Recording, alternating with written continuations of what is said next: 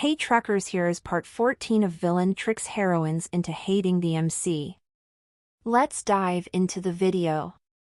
In the midst of conflicts against his siblings' factions, Wang Jian's own faction had found itself on the losing side ever since the intervention of the major sects.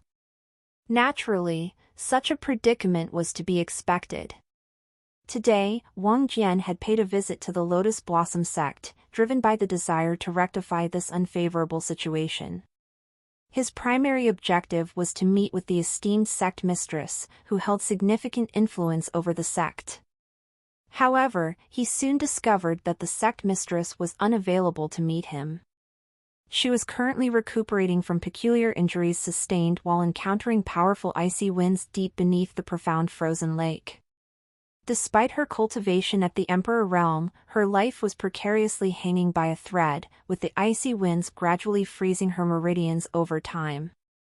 To aid the sect mistress in her recovery, the Lotus Blossom sect required the petals of the rare heavenly moon blossom flowers. With assistance from Yi Chen, they had obtained an abundance of these petals, exceeding their initial expectations. The petals had proved instrumental in fusing the icy winds within the sect mistress's body with her dantian, facilitating her remarkable recovery and allowing her to focus on cultivation. During this crucial period of recuperation and cultivation, Wang Jian had arrived at the sect. However, due to the sect mistress's condition, the elders insisted that he leave. Yet, Wang Jian adamantly refused, insisting on meeting Elder Qiu instead. His previous acquaintance with Elder Qiu afforded him a longer stay within the Lotus Blossom sect than the sect had initially intended. Wang Jian's prolonged stay within the sect served a more devious purpose. Under the cover of night, when shadows engulfed the sect, he vanished from his room, his intent set upon reaching the chambers where the sect mistress resided. With his heightened sensory skills, Wang Jian effortlessly discerned her presence and location, even in the darkness. Employing his mastery of shadow manipulation and moon shadow step, Wang Jian traversed the sect's premises with remarkable silence. Not a single sound betrayed his presence as he made his way to the room where the sect mistress meditated and recuperated. The silence and stealth of Wang Jian's movements were truly unparalleled, even the sect mistress herself remained oblivious to his entry. Clad in a flowing white robe, the sect mistress of the Lotus Blossom sect possessed an otherworldly beauty that left all who beheld her breathless. Her raven-black locks cascaded down her back in waves, framing a face that radiated a captivating allure. Rumors spoke of her emerald-green eyes, enchanting as a forest glade, while her fair, flawless skin contrasted with her formidable strength as an Emperor realm cultivator. Her attire hugged her voluptuous figure, accentuating her curves and adding to her irresistible charm. As Wang Jian's gaze settled upon her, a wicked smirk played upon his lips. The sect mistress exuded an aura of elegance and power, her beauty rivaling even that of the esteemed Elder Hua. He couldn't help but feel an intense desire to possess her, to revel in her alluring presence. Silently, Wang Jian extended his aura, shrouding the chamber in a cloak of secrecy. He moved with utmost care, cautious not to alert the sect mistress to his presence. His innate abilities, bestowed upon him by his devil bloodline, granted him mastery over the shadows and the moon. With these skills, he wove a veil of complete silence, rendering their encounter hidden from prying eyes. Within the confines of this clandestine barrier, the atmosphere crackled with anticipation. Wang Jian's twisted desires mingled with his devious intentions, a potent mix of seduction and manipulation. Unaware of his presence, the sect mistress remained engrossed in her meditation, unaware of the danger lurking in the shadows. Little did she know that her tranquil refuge was about to be invaded by the relentless and cunning Wang Jian, poised to unravel her defenses and assert his dominance over her and her sect. With deliberate and stealthy movements, Wang Jian closed in on the sect mistress, his fingertips teasingly grazing her lips, eliciting a sharp intake of breath as her eyes snapped open in surprise. Before she could react, he swiftly covered her mouth with one hand, preventing any outcry, while his other hand firmly gripped hers, ensuring her escape was futile. His meticulous preparations would have been in vain if she managed to break free now.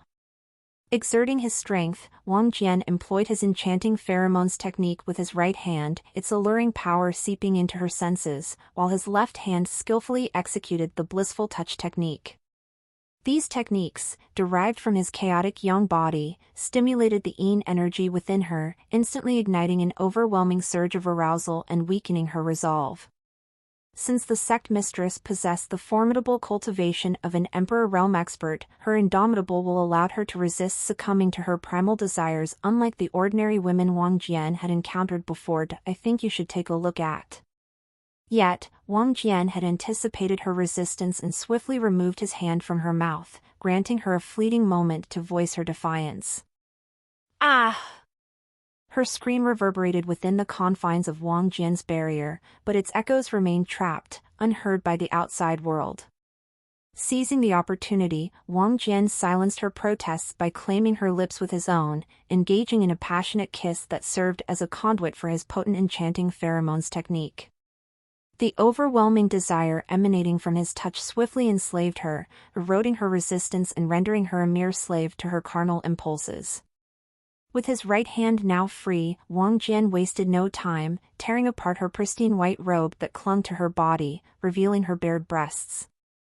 Utilizing the blissful touch technique, his fingers caressed and explored the contours of her supple flesh, further intensifying the sensations coursing through her body. Resistance became futile as the combined forces of the enchanting pheromones and the blissful touch overwhelmed even the sect mistress's formidable will. Her body became a slave to her carnal desires, succumbing to the depravity ignited by Wang Jian's relentless advances. As Wang Jian's lips reluctantly parted from Yu Yanling's, he beheld a transformation in her countenance. No longer did elegance grace her features, but instead a primal and insatiable lust burned within her eyes. It was a look that revealed her overwhelming craving for more pleasure. Curiosity compelled Wang Jian to inquire, "What is your name?" Yu Yanling hesitated for a moment before answering, "Yu Yanling."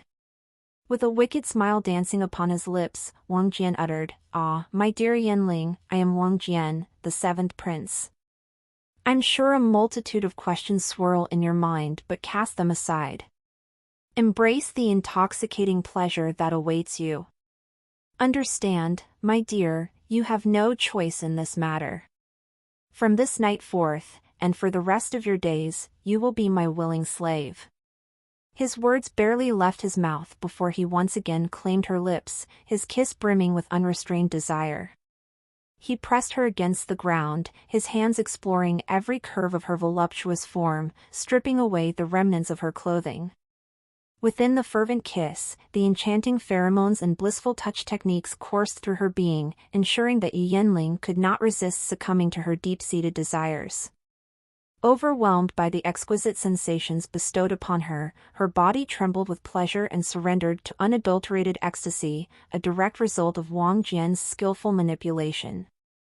As the sensations of pleasure engulfed Yu Yanling's body, Wang Jian sensed it was time to escalate their intimate encounter. With a deliberate motion, he removed his pants, revealing his throbbing, engorged cock. Without hesitation, he pressed it against Yu Yanling's drenched and craving pussy. Though Yu Yanling had never before experienced the carnal union between a man and a woman, her instincts guided her. She knew what was to come, her body aflame with desire. She yearned for the satisfaction that only Wang Jian's substantial member could provide. Unbeknownst to her, Wang Jian's cock was not simply a means to extinguish her burning desire but a conduit to elevate her pleasure and ecstasy to unimaginable heights. Throughout the long, pleasurable night, Yu Yanling remained lost in a state of bliss. Wang Jian ceased his use of the enchanting pheromones and blissful touch techniques, instead testing Yu Yanling's unwavering obedience to his words and commands. To his delight, he discovered that Yu Yanling was so consumed by pleasure that her devotion to him remained unwavering. She would willingly obey any order, even if it meant assuming a dog-like position for his pleasure. Eager to assess her loyalty further, Wang Jian probed her for secrets of the Lotus Blossom sect, as well as information about its revered elders. Like a heat-driven dog, Yu Yanling willingly divulged all that Wang Jian sought, her face radiating contentment. She only pleaded for him to intensify their encounters, yearning for even rougher treatment. Follow Iwa's stories at nvl/by/n.com. Wang Jian obliged her plea with a fervor that left its mark upon her luscious form. His caresses, bites, tugs, and pinches adorned her skin with red marks, accentuating the raw intensity of their connection. The intensity escalated further as Wang Jian released himself within her, filling her so completely that she experienced an unprecedented level of satisfaction, pleasure, and ecstasy. Yet amidst the ecstatic haze, Yu Yanling failed to notice the fusion of the tormenting icy winds within her dantian. Unbeknownst to her, this fusion marked the imminent healing of her long-endured injuries and the birth of newfound strength in her cultivation. Yu Yanling slowly regained consciousness, finding herself wrapped in Wang Jian's embrace. The memories of their passionate encounter from the previous night flooded her mind, starting from the audacious intrusion during her closed-door meditation to the point where she had fervently begged him to ravish her. Letting out a resigned sigh, she sat down on the ground, her body still tingling with the lingering sensations of their intimate sexual intercourse. As she focused her energy, she was pleasantly surprised to discover that the persistent ailment of the icy wind, which had plagued her for the past year, had vanished completely. Not only that, but her cultivation had undergone a remarkable surge, as if fueled by their heated night of passion. Her gaze involuntarily fell upon Wang Jian, and she couldn't help but ponder if this newfound strength was a direct result of their fervent lovemaking. Why? Why would you engage in such wicked deeds, seventh prince? She murmured, her voice laced with confusion.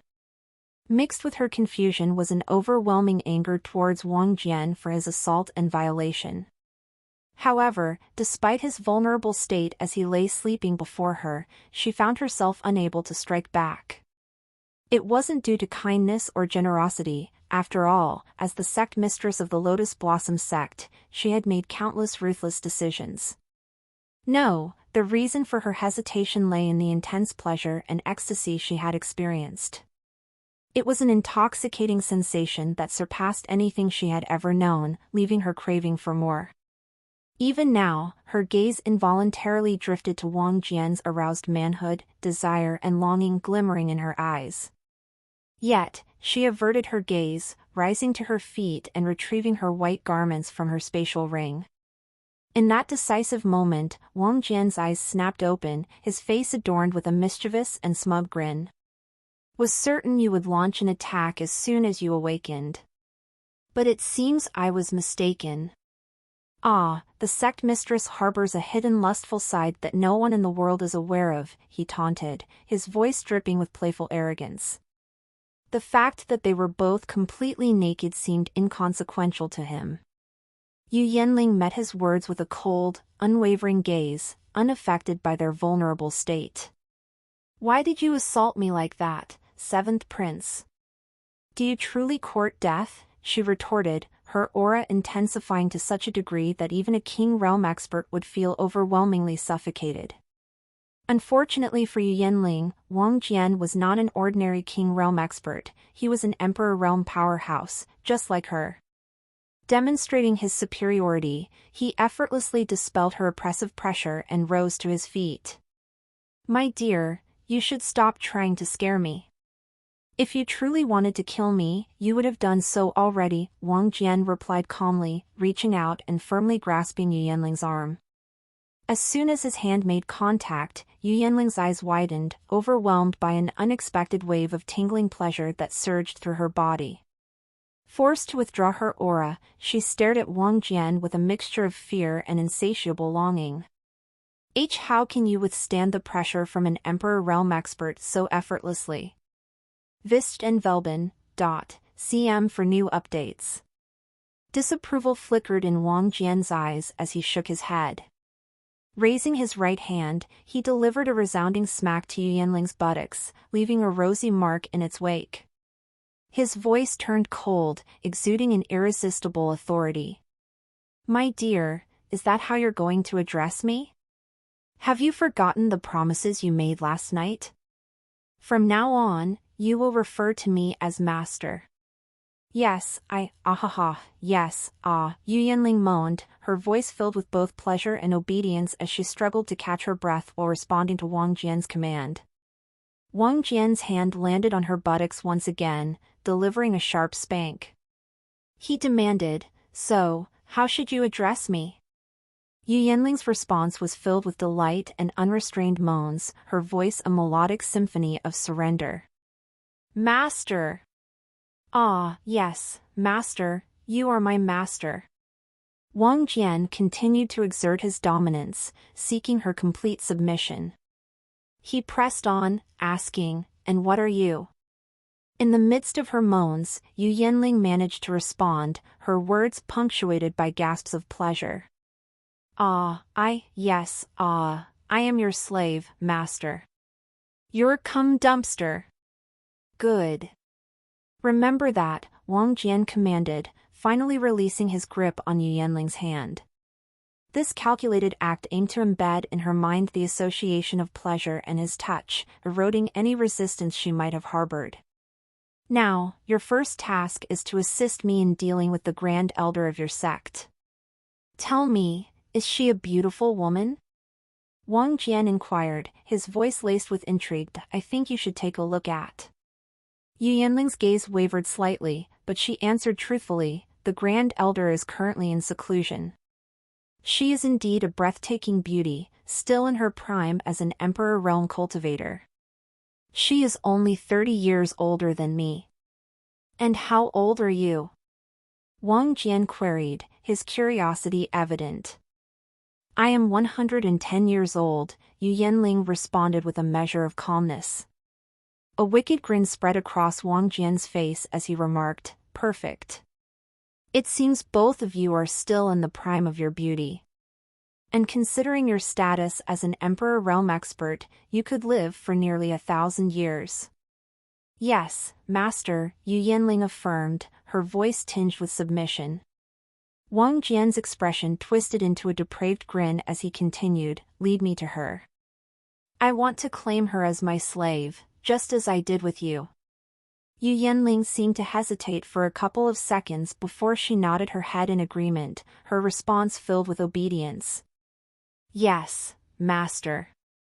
Let's get dressed, and then I will lead you to the location where the Grand Elder is currently in seclusion. In no time, Wang Jian and Yu Yanling embarked on their journey towards the seclusion chambers of the Grand Elder. As they walked together, Yu Yanling couldn't shake off her reservations about subjecting the Grand Elder to such an ordeal. Internally, she couldn't help but cast hesitant glances at Wang Jian, sensing an inexplicable power emanating from him that far surpassed that of a mere King realm expert. Rumors she had heard about his extraordinary abilities lingered in her mind, fueling her wariness of launching an attack within the confines of their sect. Her concern didn't lie in her own ability to defeat him, she believed that was an impossible feat. Rather, it was the potential havoc Wang Jian could wreak upon the sect during their confrontation that troubled her. She feared her capacity to prevent the damage he might inflict. However, the situation would have been vastly different if she had another comrade, an Emperor realm expert, by her side. With the support of the Grand Elder, Yu Yanling was certain they could easily subdue Wang Jian and contain any possible destruction he might cause. These rebellious thoughts, anticipated by Wang Jian, only served to further ignite his smug and mischievous smile. As Wang Jian and Yu Yanling made their way to the Grand Elder's chambers, disciples and elders they passed bowed respectfully to their sect mistress without suspecting anything amiss. To them, it was just another ordinary encounter. Finally, they arrived at the chambers of the Grand Elder. Wang Jian firmly grasped Yu Yanling's hand, his touch infused with the faint sensation of the blissful touch technique. A surge of pleasure coursed through Yu Yanling's body, her gaze fixed on Wang Jian with an enigmatic and captivating allure. With a sly grin, Wang Jian leaned in and whispered into Yu Yanling's ear, his voice laced with arrogance, I know your plan to alert the Grand Elder and join forces against me. But remember, my dear Yanling, if you dare to do so, you'll forfeit the chance to experience that wondrous pleasure ever again. The The choice is yours. Yu Yanling's eyes widened in shock, her desire warring with her instincts to resist. Though she longed to retort that the pleasure meant nothing to her, her voice remained silent, for deep within her heart, she craved that euphoria once more. Wang Jian, satisfied with her reaction, pushed open the chamber door, leading Yu Yanling inside while maintaining his grip on her hand. She followed obediently, her mind clouded with conflicting emotions and her gaze vacant, echoing the choice she had unwittingly made. As the door closed behind them, Wang Jian subtly erected a barrier around the Grand Elder's chambers, ensuring their actions remained concealed from her during her meditation. Releasing Yu Yanling's hand, Wang Jian turned his attention to the Grand Elder, his eyes filled with depravity. Like Yu Yanling, the Grand Elder possessed a rare beauty that was a sight to behold. The Grand Elder, a vision of mature beauty, commanded attention with her radiant presence. Her flowing tresses, reminiscent of lush emerald fields, cascaded down her back, their vibrant hue a testament to her vitality and wisdom. Her eyes, rumored to have a captivating blend of fiery red, sparkled with the depth of experience, revealing a lifetime's worth of resilience and passion. Her figure, exquisitely proportioned, emanated an elegant allure. Curves, gracefully sculpted over time, adorned her body with subtle grace and poise. Her face, a portrait of timeless beauty, boasted porcelain skin as fair as moonlight. A heart-shaped visage, framed by delicate features, emanated an enchanting charm. Wang Jian advanced towards the Grand Elder, his eyes gleaming with a dark desire. Yu Yanling stood, her voice silenced by the fear of relinquishing the intoxicating ecstasy that only Wang Jian could provide her. Wang Jian's voice cut through the air, laced with a chilling resolve. Accept the seventh prince's demands and release Hong Meilin. Only then will he consider a truce. Any further negotiations are futile. The two divine messengers exchanged concerned glances, their brows furrowed with worry.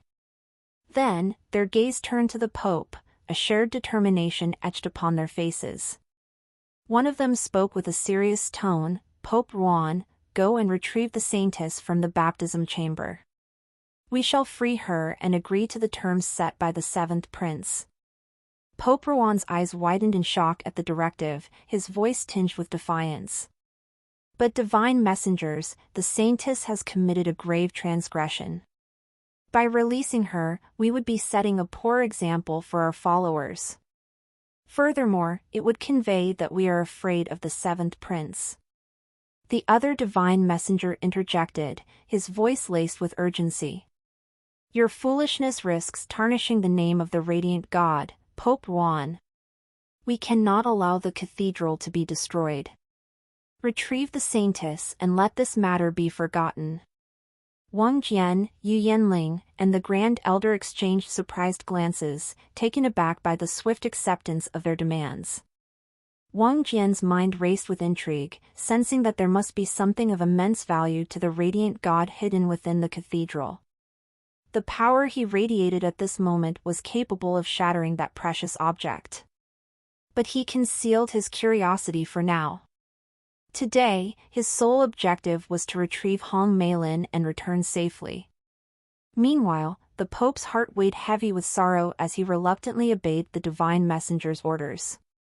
With a heavy heart, he made his way back to the cathedral, entering the baptism chamber and disabling the holy baptism.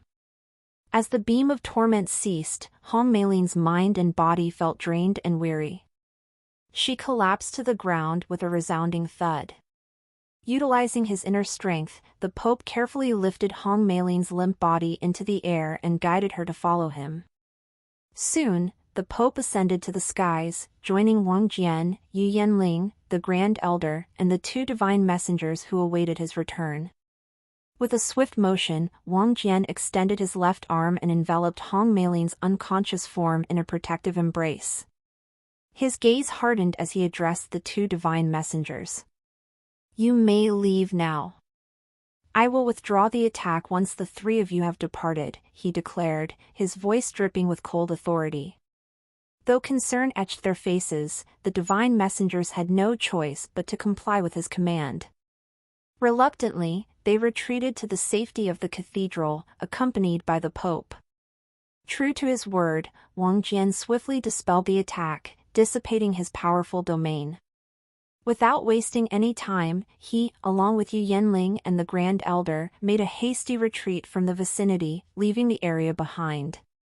Finally, Hong Meilin was reunited with him, and a sense of relief washed over Wang Jian. Both of you did well. I will reward you both once we return, Wang Jian spoke, his voice filled with a mix of anticipation and desire. Upon hearing his words, a spark of excitement ignited within Yu Yanling and the Grand Elder. Their bodies tingled with anticipation for the rewards that awaited them. After their return to the Lotus Blossom sect, Wang Jian dedicated ample time to rewarding Yu Yanling and the Grand Elder for their invaluable assistance. The rewards he offered were intense and indulgent, pushing the boundaries of pleasure through spanking, rough sexual games, and fulfilling his darkest desires. Their bodies became his playthings, surrendering willingly to his every command, and experiencing a torrent of intense pleasure that brought them to the peak of ecstasy. The ecstasy was overwhelming, and both Yu Yanling and the Grand Elder surrendered themselves completely, their bodies convulsing with pleasure and reaching climax repeatedly. Once they were too tired to continue, Wang Jian felt it was time to go to his own chambers. In his chambers, his naked body hugged the naked Hong Meilin to sleep. The next morning, Wang Jian stirred from his sleep, his senses heightened by a tingling sensation enveloping his throbbing cock. Opening his eyes, he discovered Hong Meilin tenderly pleasuring his cock with her mouth. She had awoken early, her eyes filled with happiness and gratitude, understanding that Wang Jian had rescued her from the clutches of the church. As a token of her appreciation, Hong Meilin bestowed upon him a passionate morning blowjob, wrapping her lips around his engorged member. Intense pleasure coursed through Wang Jian's body as he reached the pinnacle of ecstasy. He held the back of her head, ensuring she swallowed every drop of his essence, leaving them both sated and fulfilled. I think you should take a look at. With a delighted and eager look in her eyes, Hong Meilin, her lips glistening with essence, posed a question to Wang Jian. Did you enjoy your reward, Your Highness? Her words carried a mix of satisfaction and craving, eagerly awaiting his response as she sensually licked her lips, savoring the taste of their passionate connection. Wang Jian's smirk widened as he responded, his voice dripping with satisfaction. Indeed, my dear, the holy baptism chamber failed to restore your purity. Instead, it seems to have unleashed a new level of depravity within you. Hong Meilin's face flushed with a mix of excitement and curiosity as she listened to Wang Jian's words. But how did you manage to save me from the clutches of the church, Your Highness?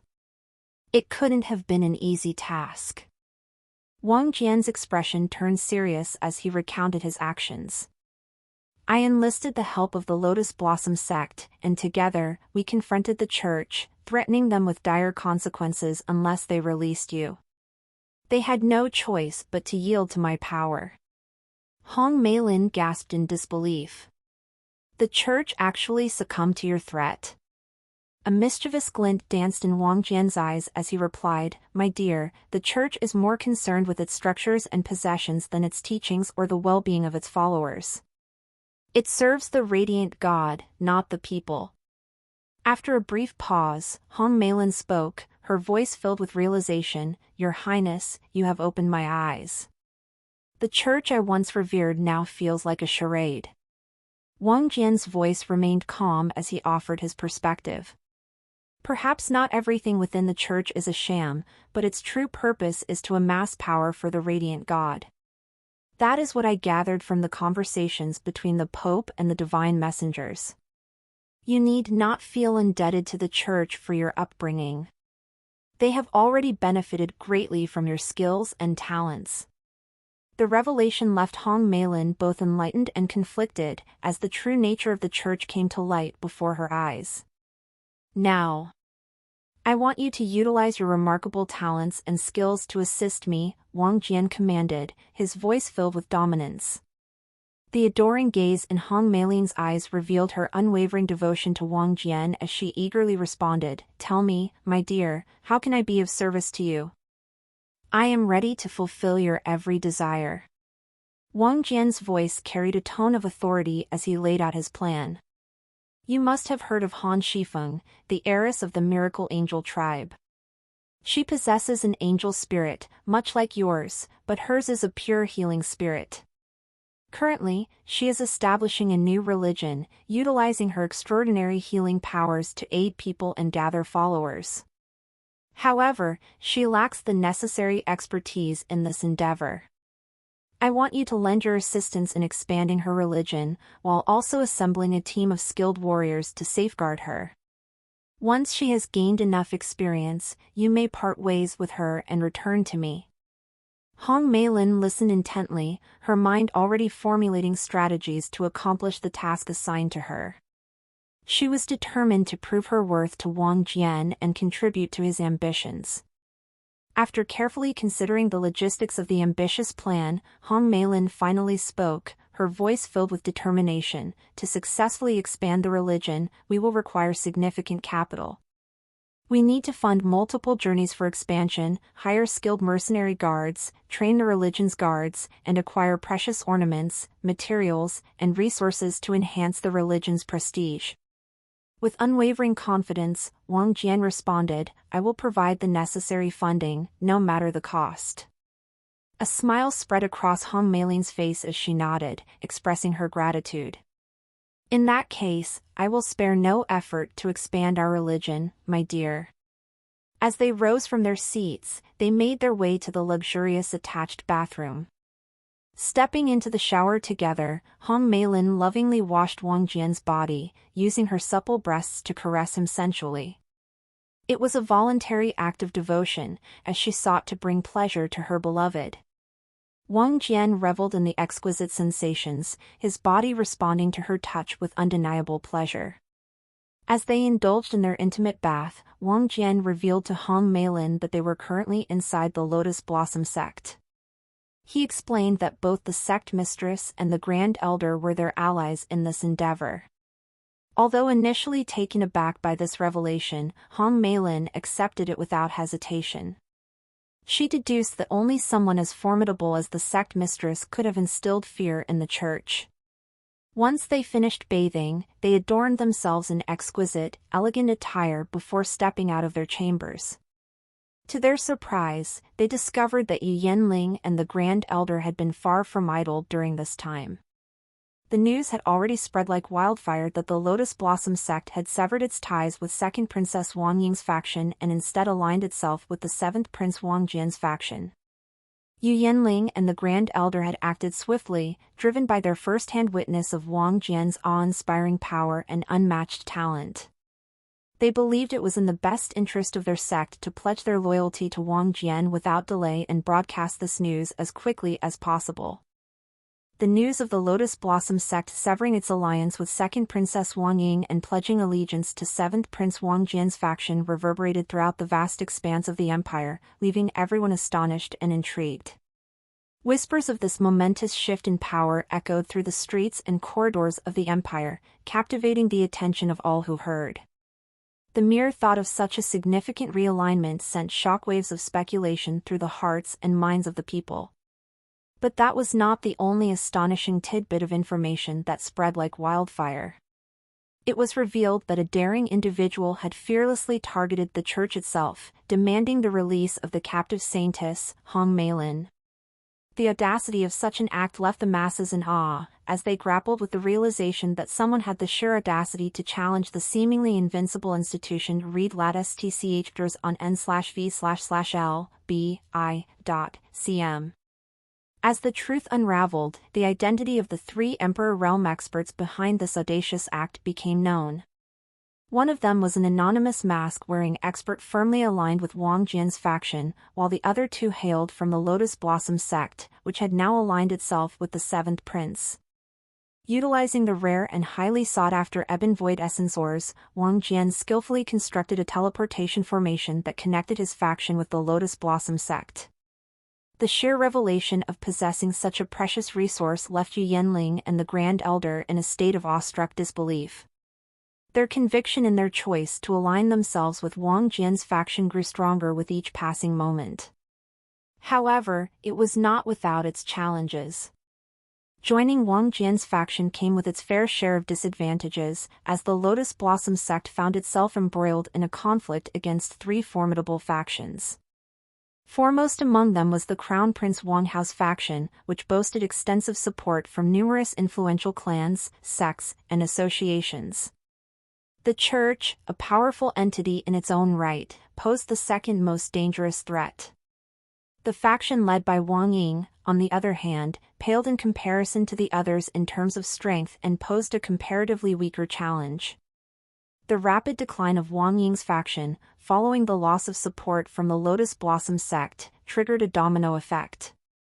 Many clans, associations, and smaller sects quickly severed their alliances with Wang Ying's faction, opting instead to align themselves with either Wang Jian's or Wang Hao's factions. Their choices were driven by the desire to stand with the winning side, to back the faction they believed would emerge victorious in the upcoming battle. As for Wang Chen's faction, its existence remained shrouded in mystery, concealed beneath the surface. It was as if Wang Chen had vanished into the depths, leaving behind an air of uncertainty and intrigue surrounding his faction's whereabouts and intentions. Despite being targeted by three factions, Wang Jian's business empire, the Elysian Blossoms organization, led by Lady Xia, thrived as it expanded its reach in the market of beauty products.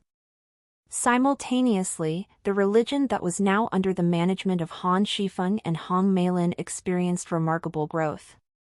The research on the highly coveted Ebon Void essence progressed steadily. The brilliant minds of the Liu family dedicated their efforts to this endeavor, and they relayed an exciting message to Wang Jian from the Sacred Dominion. They were on the cusp of creating a prototype that met the majority of Wang Jian's requirements.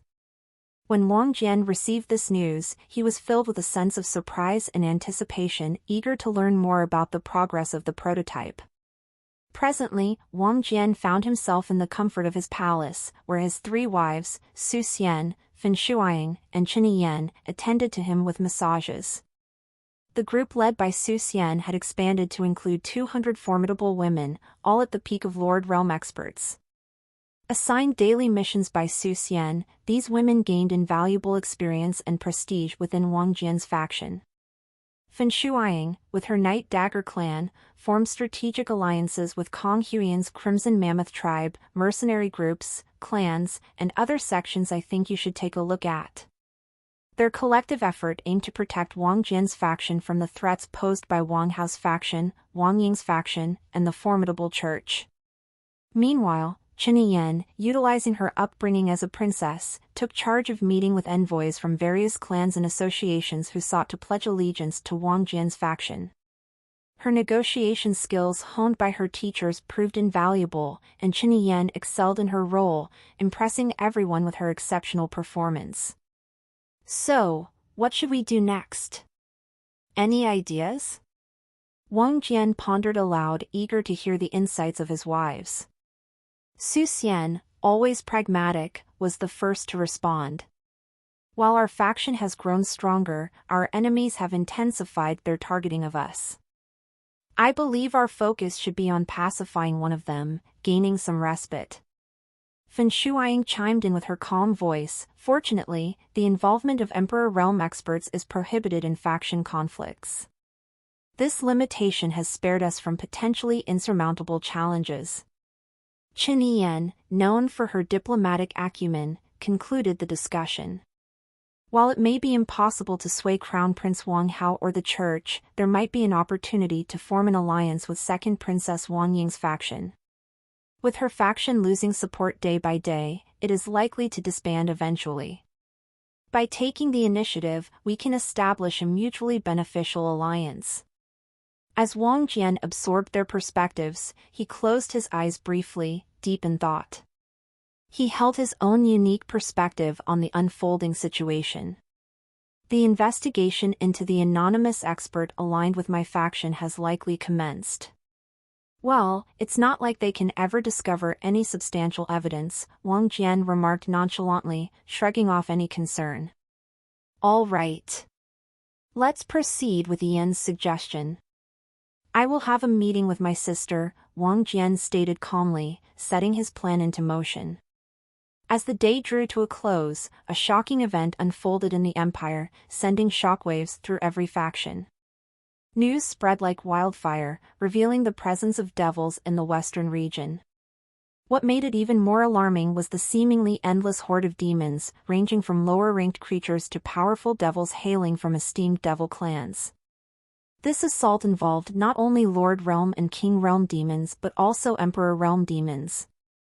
Among the attackers were Yi Chen and the Devil Princess Cyrithia, leading their respective devil clans.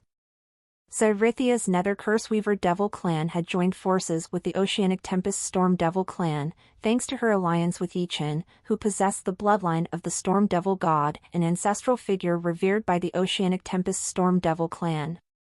With the authority granted by his bloodline, Yi Chen commanded the respect and obedience of the Oceanic Tempest Storm Devil clan, making their collaboration in this assault a seamless endeavor. Prior to the battle, Yi Chen utilized the rare resources of the clan, absorbing the knowledge and abilities contained within the spiritual imprint of the Storm Devil god, an inheritance that elevated his insights in the storm element to its pinnacle. Furthermore, Yi Chen had been bestowed with potent elixirs that pushed his cultivation to the peak of the King Realm. To bolster his already formidable arsenal, he was equipped with powerful talismans and weapons of immense strength. The sudden emergence of the devil threat sent shockwaves rippling throughout the empire, igniting a sense of fear and uncertainty in the hearts of its people. Realizing the gravity of the situation, the emperor swiftly organized a council meeting, urgently summoning the members of his trusted advisory board. In a display of unified strength, the imperial decree was issued to all factions, including the royal family, commanding them to set aside their internal conflicts and direct their undivided attention towards this imminent devil invasion. Even the church, with its own ambitions and agendas, had no choice but to heed the emperor's decree. The Pope, understanding the consequences of defying the imperial order, reluctantly acquiesced, knowing that any further aggression towards Wang Jian's faction would only invite the emperor's wrath upon him. Meanwhile, Wang Jian wasted no time in gathering his forces, mustering his loyal warriors, and strategizing for the impending battle against the devils. He knew that this would be a crucial moment that would test the strength and unity of his faction. Similarly, Wang Hao and Wang Ying, recognizing the gravity of the situation, mobilized their respective factions, realizing that they too must gather the strength of their entire faction if they wanted to play a part in the outcome of this perilous conflict. As the plans were set in motion, a thunderous presence emerged from the heart of the empire. It was the emperor himself, shrouded in a radiant aura of golden light, flew towards the western region to confront these nefarious devils. As the preeminent expert in the empire, his plan was elegant in its simplicity, to eradicate the Emperor Realm devils that had dared to encroach upon his region. The Nether Curseweaver Devil clan and the Oceanic Tempest Storm Devil clan had anticipated the Emperor's arrival, but they were taken aback by the swiftness of his assault. They had expected a more cautious approach, with the Emperor sending out scouting parties and then launching a full-scale attack with his amassed forces. However, the Emperor's arrogance and audacity surpassed their wildest expectations. He soared alone, fearless, straight into the heart of the Devil camp, fully intent on single-handedly exterminating every Emperor Realm devil. This brazen display of power showcased his unrivaled strength and unwavering confidence in his abilities. The Devil Emperors quickly assembled as they sensed the Emperor's presence. A total of 18 formidable Devil Emperors stood before him.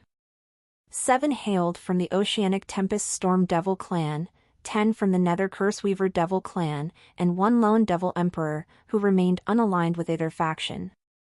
Each of these Devil Emperors possessed a myriad of skills and techniques, ready to confront the Emperor as a united force. Their intention was clear, to fight him simultaneously, overwhelming him with their combined might. In a blaze of golden aura, the Emperor arrived, exuding an unwavering resolve as he fixed his gaze upon the assembled Devil Emperors. There was a hint of conceit in his powerful voice as he addressed them. "It appears that all of you have conveniently gathered here. How fortunate that I won't have to waste time hunting each of you down from your cowardly hideouts," the emperor proclaimed, his tone laced with both confidence and disdain. The devil emperors, undeterred by his bold words, stood their ground, their eyes gleaming with a mixture of defiance and determination. "Charge!" The devil emperors wasted no time, their swords raised high as they lunged towards the emperor with fierce determination. Emperor Wang, however, wasted no time in responding. He swiftly expanded his qi and created a formidable domain, a fusion of two potent elements, the gold element and the lightning element. The domain Emperor Wang conjured was no ordinary one. It was a superior domain, born from his peak insight and unrivaled comprehension of both the gold and lightning elements. This fusion of elements imbued his domain with unparalleled power and potency. The gold element added unmatched strength and resilience to the lightning element, intensifying the destructive force of every lightning strike. Each attack unleashed by Emperor Wang carried the amplified might of the gold element, while simultaneously diminishing the powers of the devil emperors within his domain. This domain, known as the Radiant Golden Lightning Domain, stood as a testament to Emperor Wang's indomitable strength and his mastery of the combined forces of gold and lightning. As the devil emperors plunged into the domain, their attacks were met with the full force of Emperor Wang's dual-element prowess. As the devil emperors bore the brunt of Emperor Wang's relentless attacks, they were astonished to find themselves sustaining injuries with each powerful blow. The sheer magnitude of the emperor's might struck fear into their hearts, surpassing even their greatest expectations. The vast chasm between their battle prowess and his left them shaken to the core. Desperate to turn the tide, the devil emperors attempted to unleash their own domains, hoping to unleash their full potential. However, to their dismay, they soon discovered the overwhelming supremacy of the Radiant Golden Lightning Domain. Emperor Wang's domain not only suppressed their own, but it completely dispelled them, revealing the vast superiority of his combined elemental power. With a smug sneer adorning his face, Emperor Wang continued his assault, dominating each devil emperor in battle. Though the devil emperors possessed superior numbers, remarkable regenerative abilities, and coordinated attacks, they only managed to hold their ground due to these advantages. However, there was one devil emperor who proved to be a formidable adversary for Emperor Wang. This lone devil emperor, unaligned with either of the devil clans, possessed a rare heavy sword crafted from the bones of a devil dragon emperor from the underworld. He had personally slain the dragon and forged the sword, imbuing it with the immense power and aura of the evil dragon. With this weapon in hand, he was able to engage Emperor Wang on equal footing for a time. The battle between Emperor Wang and the devil emperors raged on for more than half an hour. During this time, 3 devil emperors from the Oceanic Tempest Storm Devil clan and 5 devil emperors from the Nether Curseweaver Devil clan suffered grave injuries, forcing them to retreat from the fierce clash. Emperor Wang's confidence in his victory grew, but it was abruptly shattered by a shocking turn of events I think you should take a look at. Blood trickled from his nose, and his eyes widened in disbelief. The devil emperor's attacks suddenly struck him with an unprecedented force, sending his body hurtling through the air. In the midst of the chaos, the Radiant Golden Lightning Domain dissipated as Emperor Wang struggled to maintain his concentration. It was then he realized that these nefarious demons must have poisoned him. In reality, this was not a poison, but a curse. Ha ha ha ha. Emperor Wang, how do you relish our newest creation? You have fallen prey to the curse of frailty, specially designed to vanquish your overwhelming power. It will gradually weaken your meridians until you are rendered incapable of harnessing your formidable qi in battle, the voice proclaimed, emanating from the enigmatic figure who revealed himself as the powerful Grand Elder of the Nether Curseweaver Devil clan. Emperor Wang's eyes widened in astonishment as they beheld the devilish presence before him. You are Malachi, the Abyssal Archon. But you should be dead. I witnessed your lifeless body with my own eyes, he exclaimed, a hint of disbelief mingling with the intensity of his gaze. Malachi responded, a smug grin playing upon his lips. Deceiving one's senses is far simpler than you can fathom, Emperor Wang. It was our fateful clash that allowed me to transcend the boundaries of my curses, bestowing upon them a newfound potency. Nevertheless, you two have grown immeasurably stronger since that day. To my astonishment, you managed to merge both elemental forces and conjure forth a profound domain. Furthermore, your chi is so formidable that I had to sacrifice 3 centuries worth of life force from 10 esteemed Emperor Realm experts of my Nether Curseweaver Devil clan. A flicker of defiance ignited within Emperor Wang's gaze, his teeth grinding with determination. It appears that I must rectify my past mistake. This time, I shall ensure your complete annihilation, he vowed, his words resonating with unyielding resolve. And how do you plan to accomplish that when your power wanes with each passing moment? The feeble strength you possess now is insufficient to harm me, Malachi retorted, his voice dripping with smugness. Emperor Wang responded with a contemptuous snort, his fists clenching tightly as he delved deep into the recesses of his being. With an indomitable will, he summoned forth an enigmatic force, coursing through his veins, setting his blood ablaze with an unprecedented power. Within moments, the visage of a majestic golden tiger materialized, enveloping Emperor Wang's form.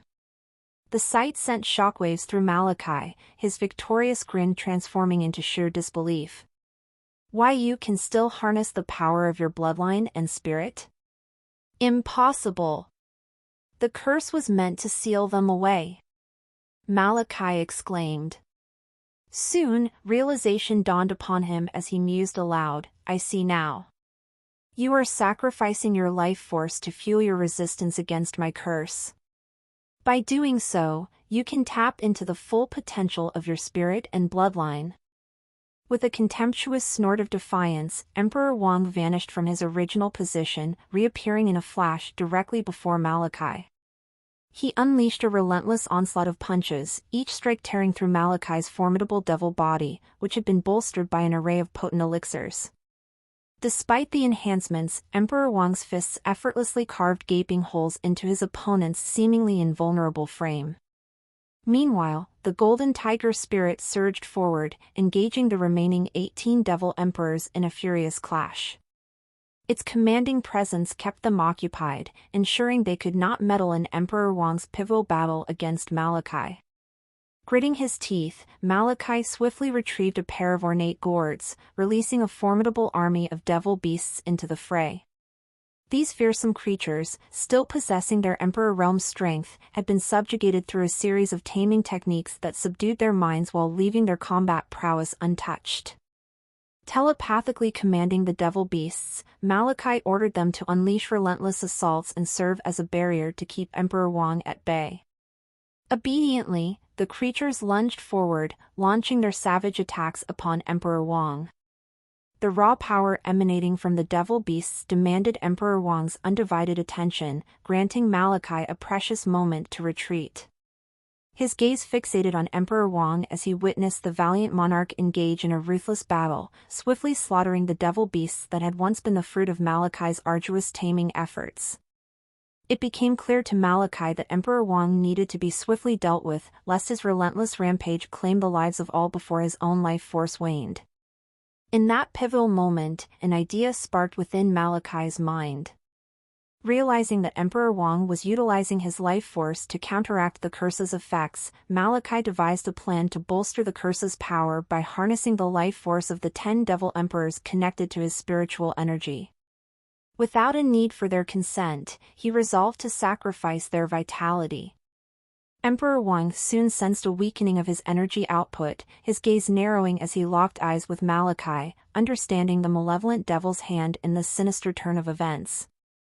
As he surveyed his surroundings, his heart sank upon witnessing the devil emperors successfully neutralize his formidable golden tiger. Time pressed upon him, urging him to return swiftly, for failure to do so would result in a grim fate befalling the empire.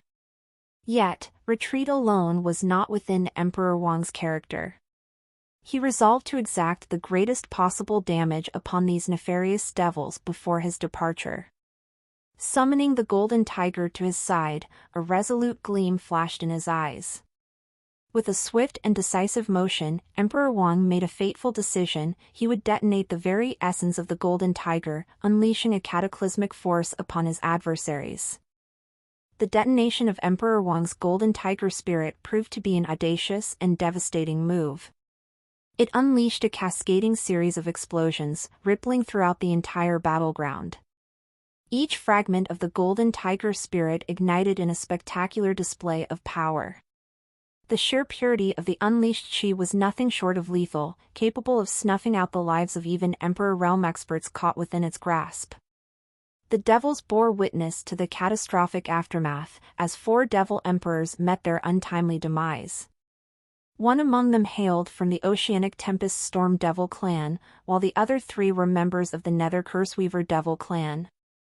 The surviving devil emperors, caught within the explosive radius, either managed to escape its deadly embrace by swiftly retreating or endured the onslaught by erecting formidable elemental barriers as a shield. However, even those who took precautionary measures suffered significant injuries. Healing their wounds would prove to be an arduous task, for Emperor Wang's potent spiritual energy had infiltrated their bodies, ruthlessly suppressing their bloodlines. In the aftermath of the detonation, a total of 7 devil emperors were left injured and vulnerable. 4 hailed from the Nether Curseweaver Devil clan, while the remaining 3 were from the Oceanic Tempest Storm Devil clan. Out of the initial count of 19 devil emperors, only 8 managed to escape unscathed, their lives narrowly preserved. As for Malachi, the Abyssal Archon, his survival was owed to his cunning strategy. He utilized the remaining devil beasts to form a protective spherical barrier around his body, barely withstanding the onslaught of Emperor Wang's spirit detonation. Malachi found himself fortunate, positioned near the outer range of the explosion, while multiple beast emperors contributed to the creation of the protective shield. However, fortune came at a great cost for Malachi. All of the beast emperors who sacrificed themselves in the process became victims of the unbridled power unleashed by the detonation of Emperor Wang's golden tiger spirit. Wounded and weary, Emperor Wang swiftly returned to the nearby city, concealing the true gravity of his injuries. Despite the pain gnawing at his body, he maintained a stoic facade, determined to safeguard the truth of his cursed condition. Boarding a majestic griffin, he embarked on a swift journey back to the royal capital, his determination unwavering. News of Emperor Wang's momentous battle and its harrowing aftermath quickly permeated the land, spreading like wildfire. As the tales circulated, it was the emperor himself who divulged select details, carefully omitting the cursed affliction that now plagued him. Instead, he attributed his injuries to a valiant fight, stating that he required seclusion and time for closed-door cultivation to facilitate his recovery. Meanwhile, Emperor Wang set his grand plan into motion, mobilizing every Emperor realm expert within the royal capital.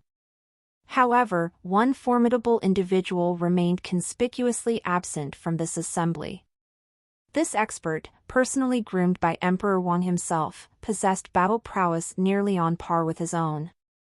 Knowing the gravity of the situation and the potential involvement of the vile demon Emperor Malachi, Emperor Wang opted to assign this trusted subordinate the vital task of safeguarding his life. He understood that sending his most capable warrior into the heart of danger would prove unwise at this critical juncture. With Malachi's penchant for treachery and insidious schemes, they needed to be prepared for any and all malevolent ploys the devil might conjure. Though remedies existed to counteract the curse without sacrificing his own life force, Emperor Wang deemed it too risky to reveal his dire condition at this juncture. The revelation could potentially sow panic and unrest among his forces. Instead, he resolved to keep this information shrouded in secrecy for the time being, reserving it for when all the Emperor realm experts had been mobilized to confront the encroaching devilish forces. It was then that he could discreetly dispatch his loyal subordinates to procure, purloin, or borrow holy artifacts from various religious institutions or the esteemed church. Unbeknownst to the emperor, his efforts to conceal the insidious curse that plagued him were in vain, as there was one astute individual who remained keenly aware of his predicament, Wang Jian. Wang Jian possessed an extraordinary sensitivity to demonic qi, making it nearly impossible for the curse to elude his discerning senses. A sinister smile curled upon his lips as he realized the emperor's vulnerability. The curse had effectively stripped away the emperor's combat prowess, leaving him vulnerable and unable to utilize his formidable powers. It was a stroke of fortune, an opportunity that Wang Jian eagerly embraced. Furthermore, the ongoing war against the devil forces presented Wang Jian with another prospect, to forge stronger alliances with the various groups and organizations affiliated with his siblings, the royal factions. Without wasting another moment, he decided to pay a visit to the person who had thus far neglected to extend her greetings to him since her arrival in the royal capital, Mei Yan, the newly appointed sixth elder of the prestigious celestial dragon sect. I think you should take a look at. With the Emperor realm experts occupied in establishing defensive barriers and fortifying defense lines to impede the advance of the devil forces, the sects and organizations were left vulnerable, their guard temporarily lowered. Wang Jian could easily infiltrate their ranks without fear of detection by the eyes of Emperor realm cultivators.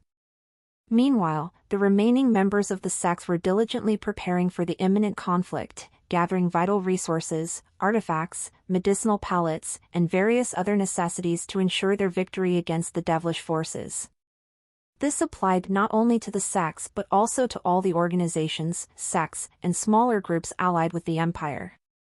At this critical moment, Mei Yan had been entrusted with the crucial task of safeguarding and organizing the precious artifacts that would be transported to the battlefield. She was fully focused on carrying out her duty. It was in the midst of her responsibilities that Mei Yan saw a figure entering her office through the front door, a man with striking silver hair and piercing ocean blue sapphire eyes that seemed gentle to the world. Yet, Mei Yan knew better than to be deceived by his seemingly benign appearance. The gentle smile playing upon his lips appeared pleasing to all but held an underlying sense of malevolence and depravity that sent shivers down her spine. It was none other than Wang Jian, the man who had brutally assaulted her, subjecting her to countless acts of violation until he had satisfied his depraved desires. He had then exploited her authority, manipulating her to aid King Chen of the Windhaven Kingdom. Fear gripped Mei Yan as she locked eyes with Wang Jian. His depraved smile only deepened as he relished the terror he incited within his slave. You have blossomed into an even more captivating beauty since the day we last parted ways. I must admit, Mei Yan, it brings me immense delight to see you standing before me today, Wang Jian spoke with a tone laced with debauchery. A flicker of humiliation danced within Mei Yan's eyes, but she swiftly gathered her resolve, gracefully sinking to her knees and bowing submissively. Greetings, Master. It is my utmost honor to be in your presence, she responded, her voice resonating with deference. Wang Jian, seemingly satisfied by her greeting, stepped closer, his voice tinged with self-satisfaction. It seems fortune has bestowed upon you a fortuitous opportunity. Your cultivation has broken through to the esteemed 6th level of the King realm. Get latest devil chapters on nve.lbj/n.c/m. It was merely a stroke of luck, Master, Mei Yan replied humbly, maintaining her bowed position. I see. Very well, you may raise your head and stand, Wang Jian commanded nonchalantly. Mei Yan nodded, complying with his directive, her gaze now fixed upon Wang Jian.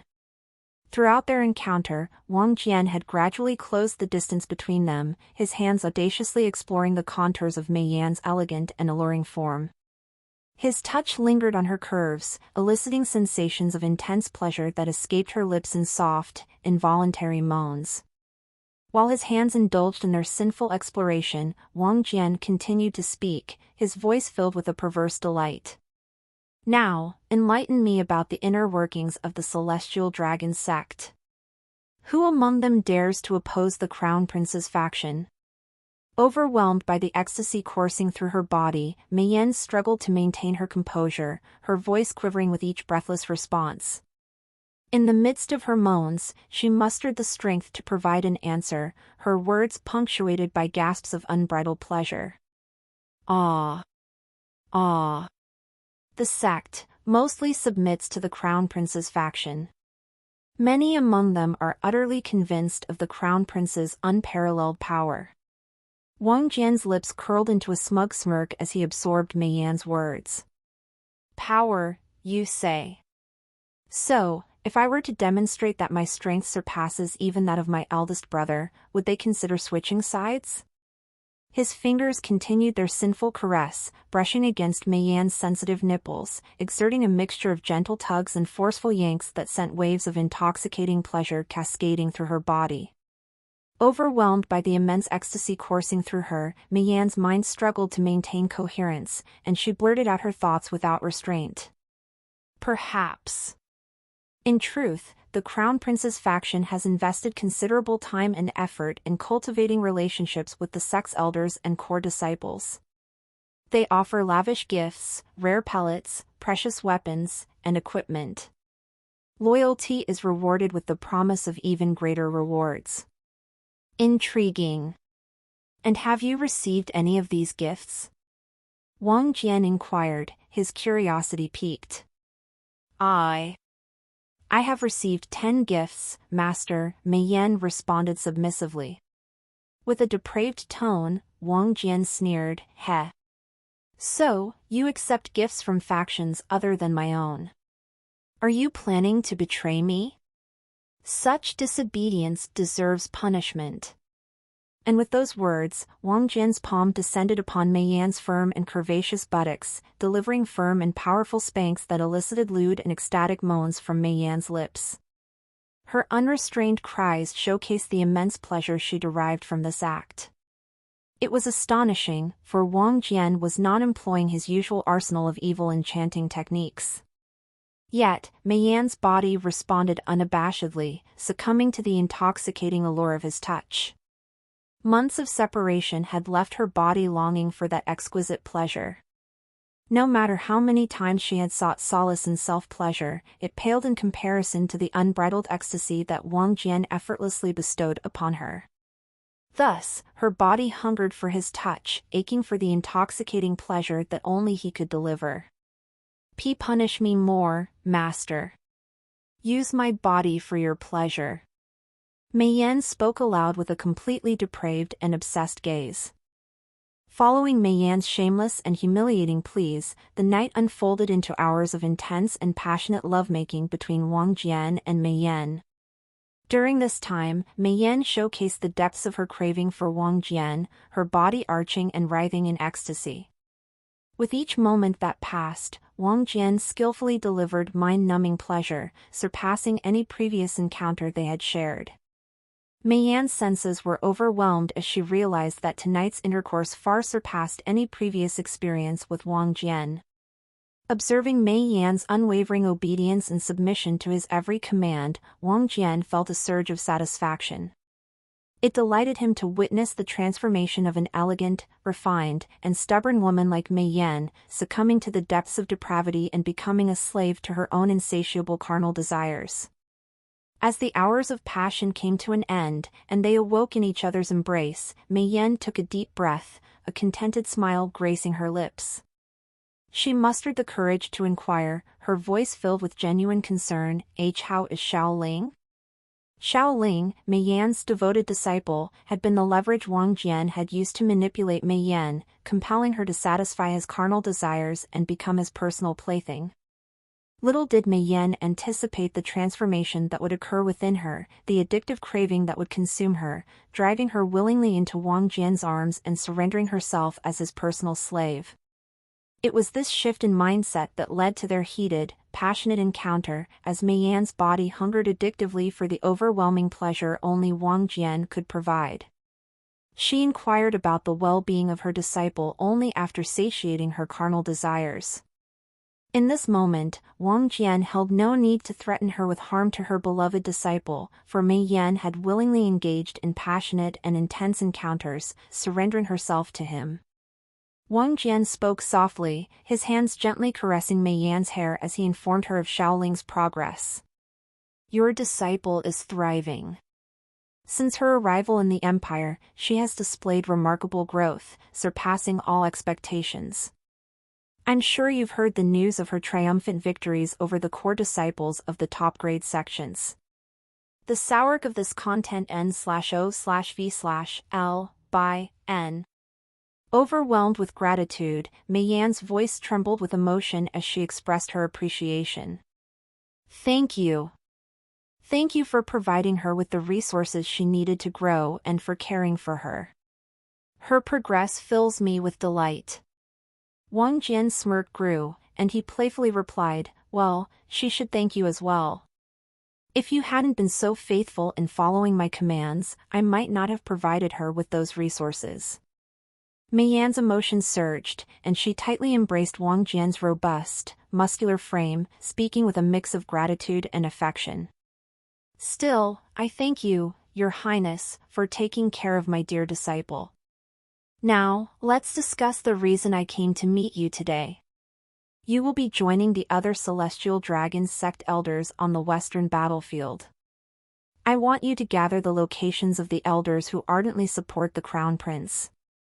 I will devise a strategy to eliminate them. Wang Jian's tone turned icy.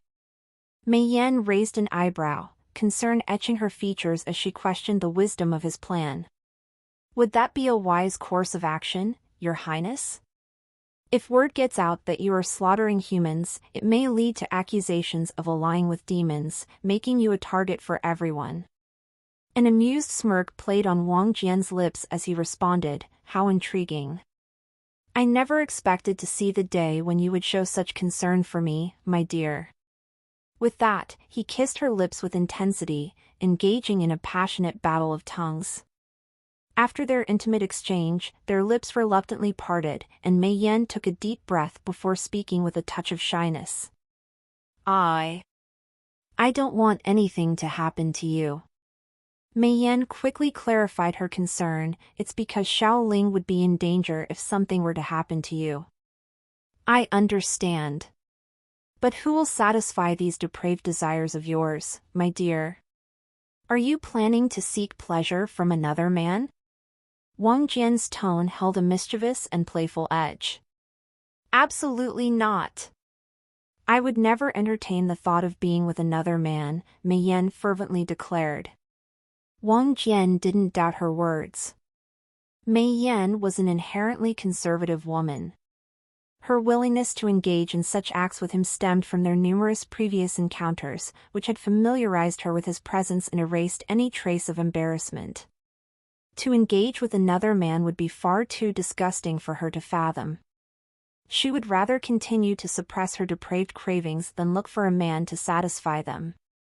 After concluding his meeting with Mei Yan, Wang Jian left to attend to his remaining tasks.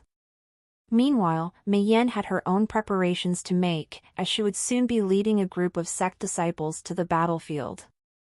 The instructions given by Wang Jian were etched firmly in her mind, and she was determined to carry them out diligently. Unbeknownst to her, the encounter with Wang Jian had left an indelible imprint on her mind, compelling her to submit completely to his commands. The pleasure she experienced played a part, but her devotion also stemmed from the belief that following Wang Jian's directives would ultimately benefit her dear disciple. Xiao Ling, I think you should take a look at. And Mei Yan wasn't wrong in her assessment. As Wang Jian departed from the Celestial Dragon sect, he returned to his opulent mansion, where Lady Xia awaited him in his chamber. She held a file containing stacks of papers, which appeared to be a report concerning the Elysian Blossoms organization. Seated on a chair, Wang Jian inquired, so, how is the organization progressing? Lady Xia responded with a smile, it's soaring to new heights, Your Highness. The banquet was an astounding success. All the women who attended are now endorsing our products within their social circles. Given the exceptional quality of our offerings, they are becoming immensely popular. We are reaping substantial profits from our sales. She continued, I am confident that our beauty products will gradually become a must-have for these women at all kinds of gatherings and parties. Nodding in approval, Wang Jian remarked, excellent. These are the clients who will become loyal patrons. However, it will be your responsibility to foster amicable relationships with influential women who use our products. Ensure that the top quality beauties are introduced to me. A wicked and lascivious grin adorned his face, and Lady Xia comprehended his intentions, a matching smile playing on her lips. Yes, Your Highness. I shall make it a priority. Actually, Your Highness, Lady Xia spoke up, I have received reports that the 12 women who spent the night with you are eager to meet you. Waving her words aside casually, Wang Jian replied, inform them that only when they have full control over their factions will they have the privilege of meeting me. Lady Xia raised an eyebrow, a knowing smile spreading across her face. I see. That is a brilliant strategy, Your Highness. You are inciting them into gaining power and status which would become yours once they join our faction. You would be gaining complete factions without having to do anything actively. Correct, Wang Jian affirmed with a nod, his eyes gleaming with ambition. Now then, come here, Wang Jian beckoned, his voice laced with desire as he pointed to his lap. A mischievous smile graced Lady Xiao's lips as she eagerly positioned her voluptuous body, settling her curvy and enticing buttocks onto Wang Jian's waiting lap. The pressure of his throbbing member against the curve of her supple ass sent shivers of anticipation through her veins, fueling her desire to its peak. Wang Jian's strong arms enveloped Lady Xiao's waist, his touch sending electrifying sensations coursing through her body. His hand boldly groped her large breasts, igniting a fire within her as his other hand skillfully ventured beneath her clothing, exploring the silky softness of her skin. Their lips locked in a passionate embrace, their tongues dancing in a fervent rhythm of shared lust. The overwhelming pleasure enveloped Lady Xia, leaving her breathless and consumed by an intense longing. The heat between her thighs intensified, aching to be satisfied. Unable to resist the alluring call of their insatiable desires, Lady Xia surrendered to the intoxicating flames of lust that raged within her. What ensued was a night of unbridled passion, where their bodies intertwined in a symphony of carnal pleasure, surrendering to the primal urges that pulsed through their veins. The following day, Wang Jian and Lady Xia indulged in a refreshing bath together, their naked bodies entwined. Lady Xia, with her large breasts, sensually caressed Wang Jian's body, ensuring every inch was thoroughly cleansed. Afterward, they emerged from the bathroom, ready to face the day ahead. Lady Xia gracefully departed from Wang Jian's chambers, her mind focused on managing the affairs of the Elysian Blossoms organization and dutifully carrying out Wang Jian's commands. Meanwhile, Wang Jian activated the power of the Butterfly Spirit Queen's mark, utilizing its teleportation ability to whisk himself away to the sacred dominion of the Butterfly Spirit race. His motives for this journey were twofold. Firstly, he sought to assess the progress of the communication talisman. Secondly, Wang Jian longed to reunite with Stella, the captivating Butterfly Spirit Queen. It had been far too long since their last encounter, and he saw this as an opportune moment to meet and discuss matters of mutual interest. Given the onslaught of the devil forces upon the Empire, Wang Jian saw the perfect opportunity to seek Stella's assistance. Her unique powers and influence could prove invaluable in advancing his own faction's ambitions. Status. Name, Wang Jian. Age, 20 years old. Destiny points, 2,511,527. Cultivation, first stage of the Emperor Realm. Require 1 million destiny points for each stage. Cultivation technique, Soaring Dragon Technique, Level 5, requires 2 million destiny points to level up. Skills, Origin Fist, Beam of Destruction, Mystic Force, Divine Shielding Iron Body, Enhanced Strength, Spiritual Sensitivity, Moonrise Fist, Lunar Shield, Moonshadow Step, Eclipse Domain Annihilation, Black Castle, Elemental Genius, Dragon's Prestige, Level 3, Enchantment Ability, Level 2, Art of Purification, Charismatic Magnetism, Enchanting Pheromones, Blissful Touch, Shadow Meld, Een Manipulation, Een Enhancement, and Devil Devouring Bloodline Ability. Sword techniques: Starry Night Sky Strike, Serene Moonlight Slash, Swift Silver Stab, Endless Blade Defense, and Flowing Water Guard. Ocular abilities: True Eyes, Level 2, 200,000 Destiny Points, Abyss Eyes, upgraded along with Bloodline. Bloodline: Blue Moon Eclipse Devil Bloodline. 3rd level, next level, 3 million Destiny Points. Insight and Laws: Flame, peak level, Lightning, peak level, Earth, peak level, Wind, peak level, Water, peak level, Darkness, peak level, Moon, peak level. Sword, nil, 200,000 Destiny Points, Space, nil, 150,000 Destiny Points. Domains: Flame, Scorching Solar Incineration Domain, Lightning, nil, 10 million Destiny Points, Earth, nil, 10 million Destiny Points, Wind, nil, 10 million Destiny Points, Water, nil, 10 million Destiny Points, Moon, nil, 10 million Destiny Points, Darkness, nil, 10 million Destiny Points.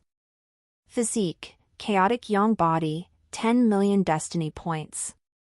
Spirit: Solar Storm Tempest Abyss Dragon, 9th Star Spirit, mutated. Weaknesses: Holy Attribute. Wang Jian had made a significant investment of 1.6 million Destiny Points to ascend to the Emperor realm, causing his points to drop to nearly 1.4 million from their previous count of almost 3 million. However, his Destiny Points quickly rose again from 1.4 million to 2.5 million. This surge was primarily due to the rapid expansion of Wang Jian's faction and their successful elimination of Yi Chen's influence within the empire. Wang Jian's close relationship and intimate moments with Hong Meilin also played a crucial role as he managed to sever her loyalty to the church and win her unwavering support. Furthermore, Wang Jian's efforts in assisting Stella with the establishment of escape teleportation formations had improved their relationship, earning him additional Destiny Points. Although Wang Jian utilized 150,000 Destiny Points to gain some insights into the spatial element, he found that this small advancement was not enough to satisfy him. To reach the mid-level of insight, he would need to spend 600,000 Destiny Points.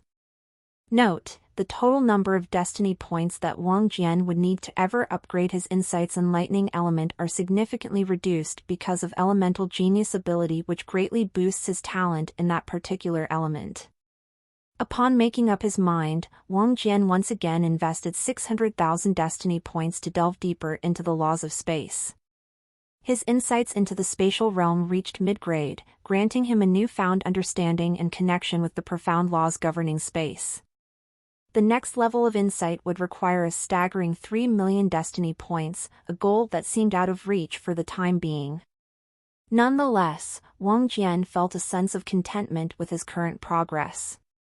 He could now keenly sense the presence of the laws of space surrounding him, as if they were an invisible tapestry woven into the fabric of reality.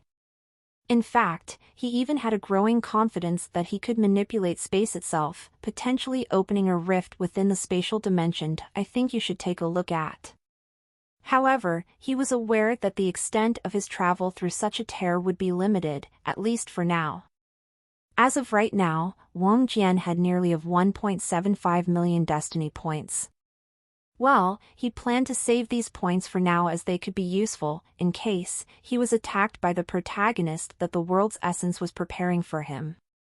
For the next 2 days, Wang Jian immersed himself in the affairs of the Sacred Dominion. His main focus was guiding the members of the Liu family, providing them with detailed instructions to prepare the artifact capable of transmitting sound and facilitating communication with others. In addition to his interactions with the Liu family, Wang Jian dedicated time to building a stronger bond with Stella. They engaged in conversations, and Wang Jian even introduced her to a board game from his previous world, chess. This captivating game quickly gained popularity among the various beast species in the Sacred Dominion. As word spread that chess was a game of strategic thinking and intellect, many species who took pride in their cleverness and challenged Wang Jian and the Liu clan members. However, they were consistently outmatched and easily defeated. Although the beasts with great combat prowess initially dismissed the game of chess as trivial, considering strength to be the ultimate determinant of survival, the game's popularity continued to soar in the peaceful atmosphere of the sacred dominion. The aftermath of the battle against the devils had left the beasts yearning for tranquility, and the introduction of games by Wang Jian provided them with a much-needed source of entertainment. Explore Ta Ti's stories at no/l//bin.cm. Unbeknownst to Wang Jian, this seemingly innocent game of chess would trigger a remarkable evolution in the beasts' intelligence. It would lead them to develop their own talismanic barriers, shielding them from potential human threats. Lastly, Wang Jian took the opportunity to explore the capabilities afforded to him by his newfound insight into the laws of space, which had reached the medium level. He meticulously examined the details of his newfound power, seeking to understand the extent of his abilities and how he could harness them effectively. As the 3-day deadline approached, Wang Jian was relieved to learn that the members of the Liu clan had successfully created artifacts that allowed for communication between multiple devices. It was akin to a telephone that was ready for use. However, there was one unresolved issue: they hadn't been able to incorporate the concept of eavesdropping on the voice transmissions between artifacts with the same identity talisman. Despite numerous trials, they couldn't identify the issue that was causing the sound or light to transmit through only one artifact possessing the same identity talismans, one of them chosen at random. Realizing the urgency of the situation, Wang Jian decided to set aside the eavesdropping feature for now.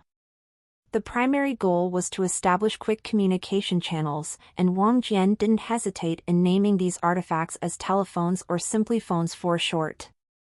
A smile spread across Wang Jian's face as he envisioned a future where these artifacts would become the norm, facilitating rapid and efficient communication among individuals.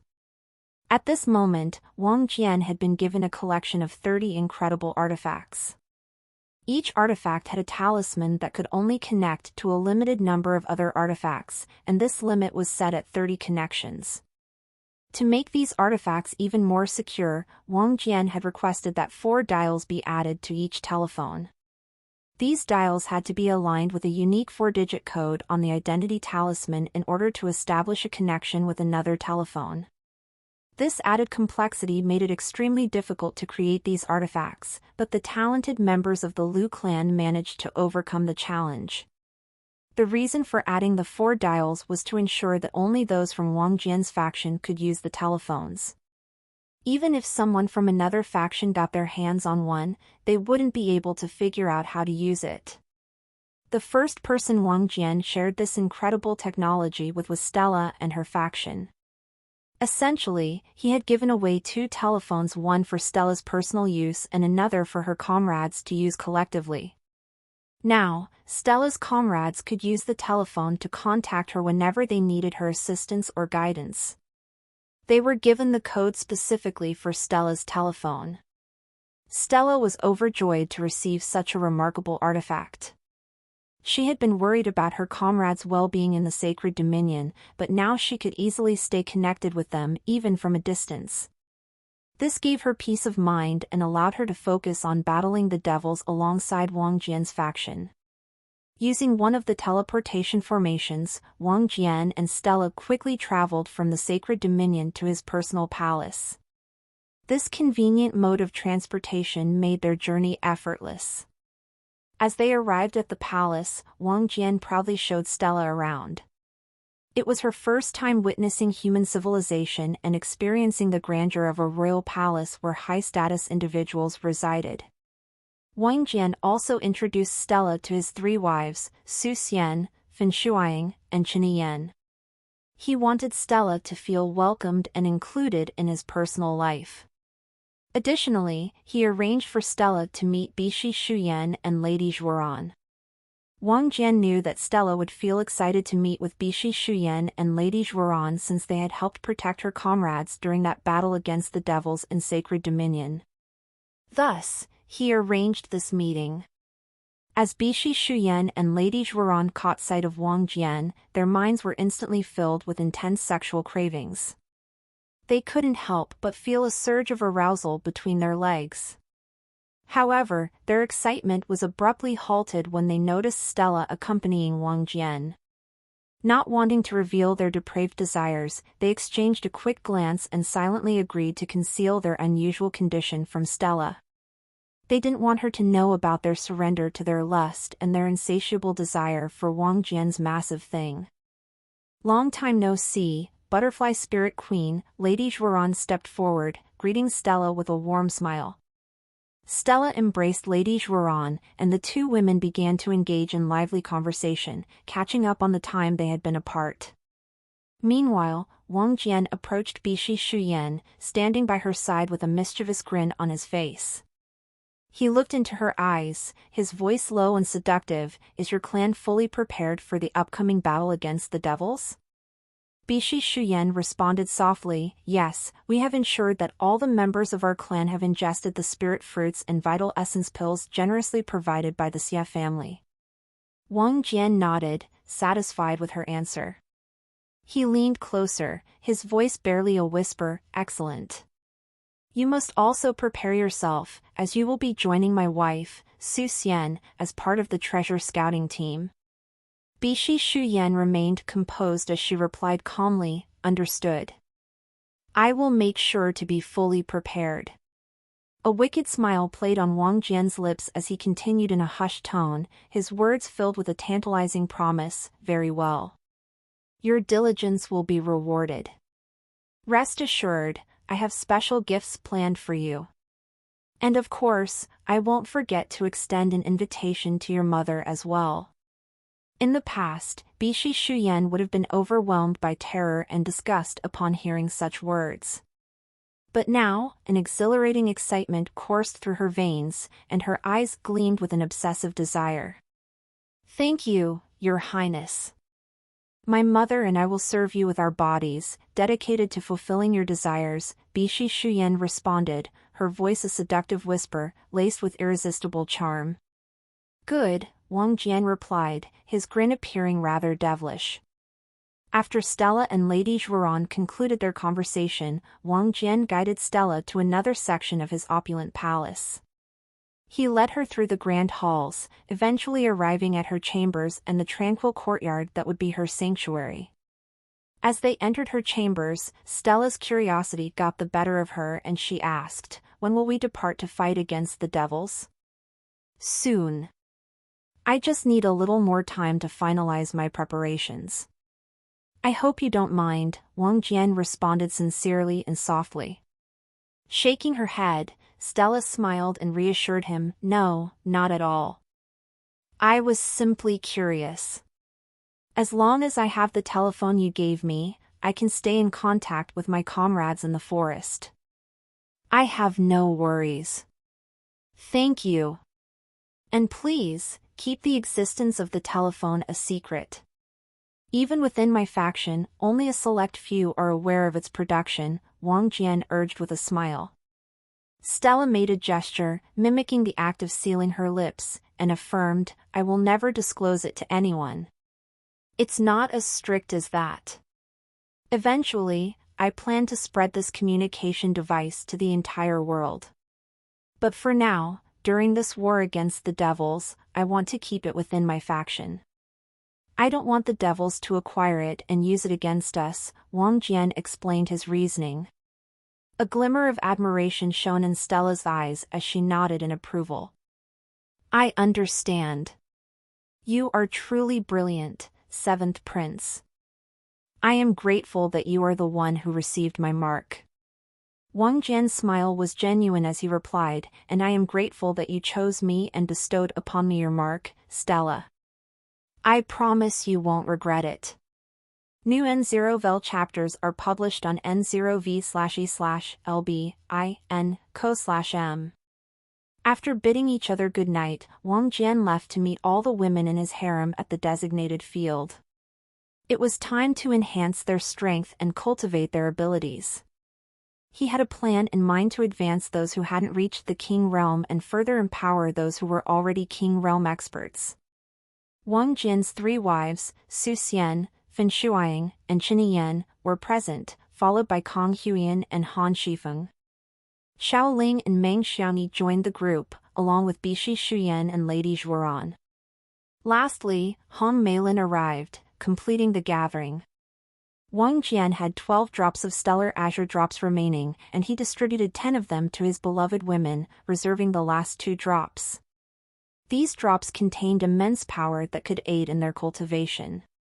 Using his profound qi, Wang Jian enveloped his wives, controlling the potent energy within their bodies. The stellar azure drop's power was gentle, ensuring that it didn't harm them. All they needed to do was surrender to the energy flowing into them. To create a protective barrier, Wang Jian summoned his spirit, the Solar Storm Tempest Abyss Dragon. The barrier covered the entire field, shielding them from external disturbances. Within this barrier, Wang Jian unleashed his true power. Utilizing his peak-level insights into the laws of the 5 basic elements, he manifested 5 orbs of pure elemental energy.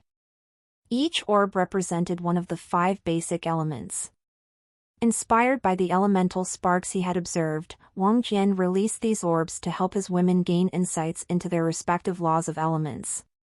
He wanted them to deeply comprehend and connect with their elemental powers, entering a state of profound enlightenment. Focus on the orb with your respective elements, Wang Jian's gentle voice echoed in their minds. His beloved women followed his guidance, directing their attention towards their individual elements. Each of these orbs transmitted profound knowledge to their receptive minds, facilitating a deep state of epiphany. In no time, each of Wang Jian's beloved women found themselves immersed in a profound journey of knowledge about these elements. 3 hours flew by in an instant, and Wang Jian could feel a slight strain on his body as he maintained the barrier and the elemental orbs. It was the combined effort of upholding the barrier, his spirit, the Solar Storm Tempest Abyss Dragon, and the orbs containing his peak-level insights that tested his qi, spiritual energy, and mental fortitude. I think you should take a look at. However, the results were more than worth the effort. During those 3 hours, all of his women successfully reached the King realm in their cultivation. Although it came as no surprise to Wang Jian that Su Xian was the first to break through to the King realm, followed by Kong Huiyan, Fin Shuang, Han Shifeng, and Qin Yan, what truly amazed him was the rapid absorption of insights from the elemental orbs. He keenly sensed the intensity with which each of his women absorbed the knowledge within the orbs. Su Xian devoured the insights from the water elemental orb at an astonishing pace, clearly displaying her affinity for water. Qin Yan closely followed, rapidly absorbing the wisdom contained within the flame elemental orb. Han Shifeng diligently absorbed the insights from the wind elemental orb, while Fin Shuang focused on the earth elemental orb with great dedication. To his surprise, Xiaoling proved to be the 5th fastest, eagerly drawing in the knowledge from the water elemental orb. Their progress was nothing short of remarkable, and Wang Jian couldn't help but feel a surge of pride and satisfaction. After 3 more hours of intense concentration, Wang Jian felt his energy draining rapidly. He knew he needed to replenish his strength quickly. Fortunately, he had a solution that allowed him to recover without interrupting the flow of qi or breaking his concentration. He called upon the system to restore him to a fresh state. The system requested 1,000 destiny points for the task, and without hesitation, Wang Jian accepted.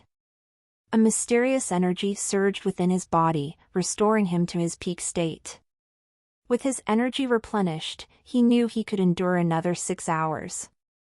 During this time, most of his women had reached the medium-level insights in their respective elements. Even those like Bishi Shuyan, Lady Zhuoran, and Hong Meilin, who were already King realm experts with high-level insights, experienced further growth in both cultivation and elemental understanding. Wang Jian dedicated 2 whole days to elevate the cultivation of all his women and enhance their insights in their respective elements. Only when each of them achieved peak-level insights did he finally conclude this guidance method. The power of the stellar azure dew drops had been completely exhausted, and Wang Jian had expended a total of 7,000 destiny points over the past 2 days. However, the gains far outweighed the cost.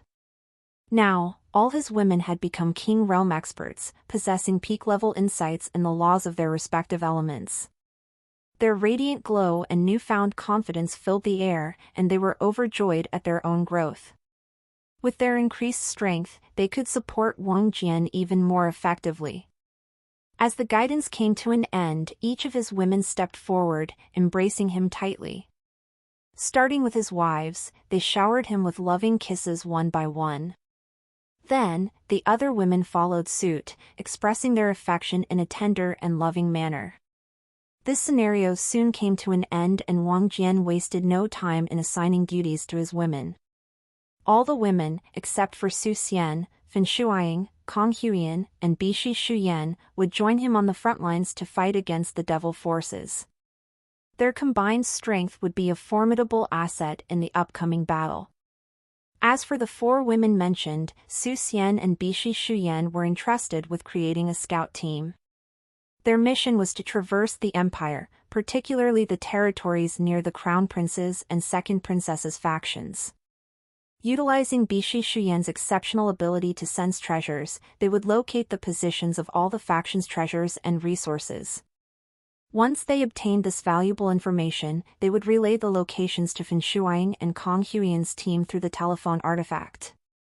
Fan Shuiying and Kong Huiyan would then be responsible for planning and executing strikes on each location, seizing the resources and treasures held there. This strategy was likely to succeed due to the faction's focus on the impending threat of the devils. Bringing their skilled experts to the front lines left their treasures and resources vulnerable, guarded by weaker forces. Taking advantage of this situation, Wang Jian intended to exploit their absence and acquire their valuable assets. Hence, he entrusted this crucial mission to Su Xian's and Fan Shuiying's teams. Su Xian's team would focus on locating treasures, while Fan Shuiying's team would specialize in looting them. Over the past 2 days, Stella had grown curious and a little concerned about Wang Jian's whereabouts. She couldn't seem to find him anywhere in the palace. When she finally encountered Lady Xia, she couldn't contain her curiosity and asked about Wang Jian's absence. With an air of calmness, Lady Xia reassured Stella, urging her to remain composed. She explained that Wang Jian's absence was for a significant reason, and he would return soon. Accepting Lady Xiao's explanation, Stella managed to regain her composure. She decided to make the most of the situation by engaging in deep meditation within the confines of her chambers. While Wang Jian's faction stayed behind in the capital, all other factions were on their way to the battlefield where they planned to fight against those terrifying devils. As the factions of the Crown Prince, Second Princess, and even the Third Prince set off towards the battlefield, the entire empire mobilized its forces. Every sect, religion, and organization recognized the magnitude of the demon threat and sent their most formidable experts to join the fight. The scale of the demon army was astounding. A single great clan of devils possessed a dominion and population comparable to that of an entire human empire. EAD new chapter s on no/v/e/ln.com. With 2 great clans converging on the empire, the number of demons amassed was nearly doubled. It was clear that to counter such a formidable force, the combined efforts of all the empire's experts were required. The atmosphere was filled with a mix of determination and apprehension as warriors and cultivators prepared themselves for the impending battle. At that moment, news of Wang Jian's faction remaining in the capital reached the ears of the capital's administration. Alarmed by this development, they wasted no time in relaying the information to the emperor, knowing the urgency of the situation. The emperor's countenance turned grave as he processed the report, struggling to grasp why Wang Jian had yet to embark on his journey to the battlefield.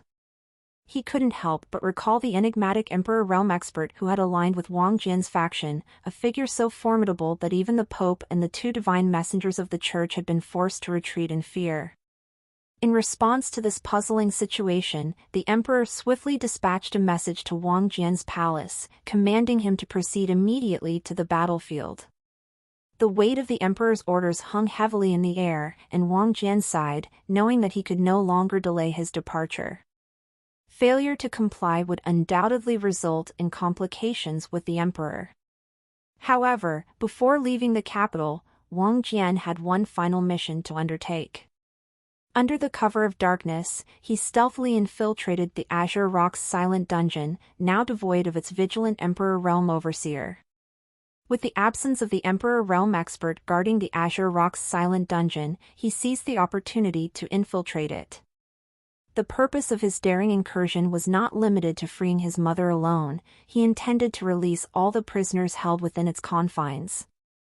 Wang Jian was well aware of the chaos and turmoil that would follow once these dangerous criminals were set loose upon the empire. This was precisely his intention, to divert the attention and resources of the emperor's faction towards dealing with the ensuing internal strife. With his profound insights in the laws of space, Wang Jian navigated effortlessly through the concealed entrances of various dungeons scattered near the capital and some other nearby cities.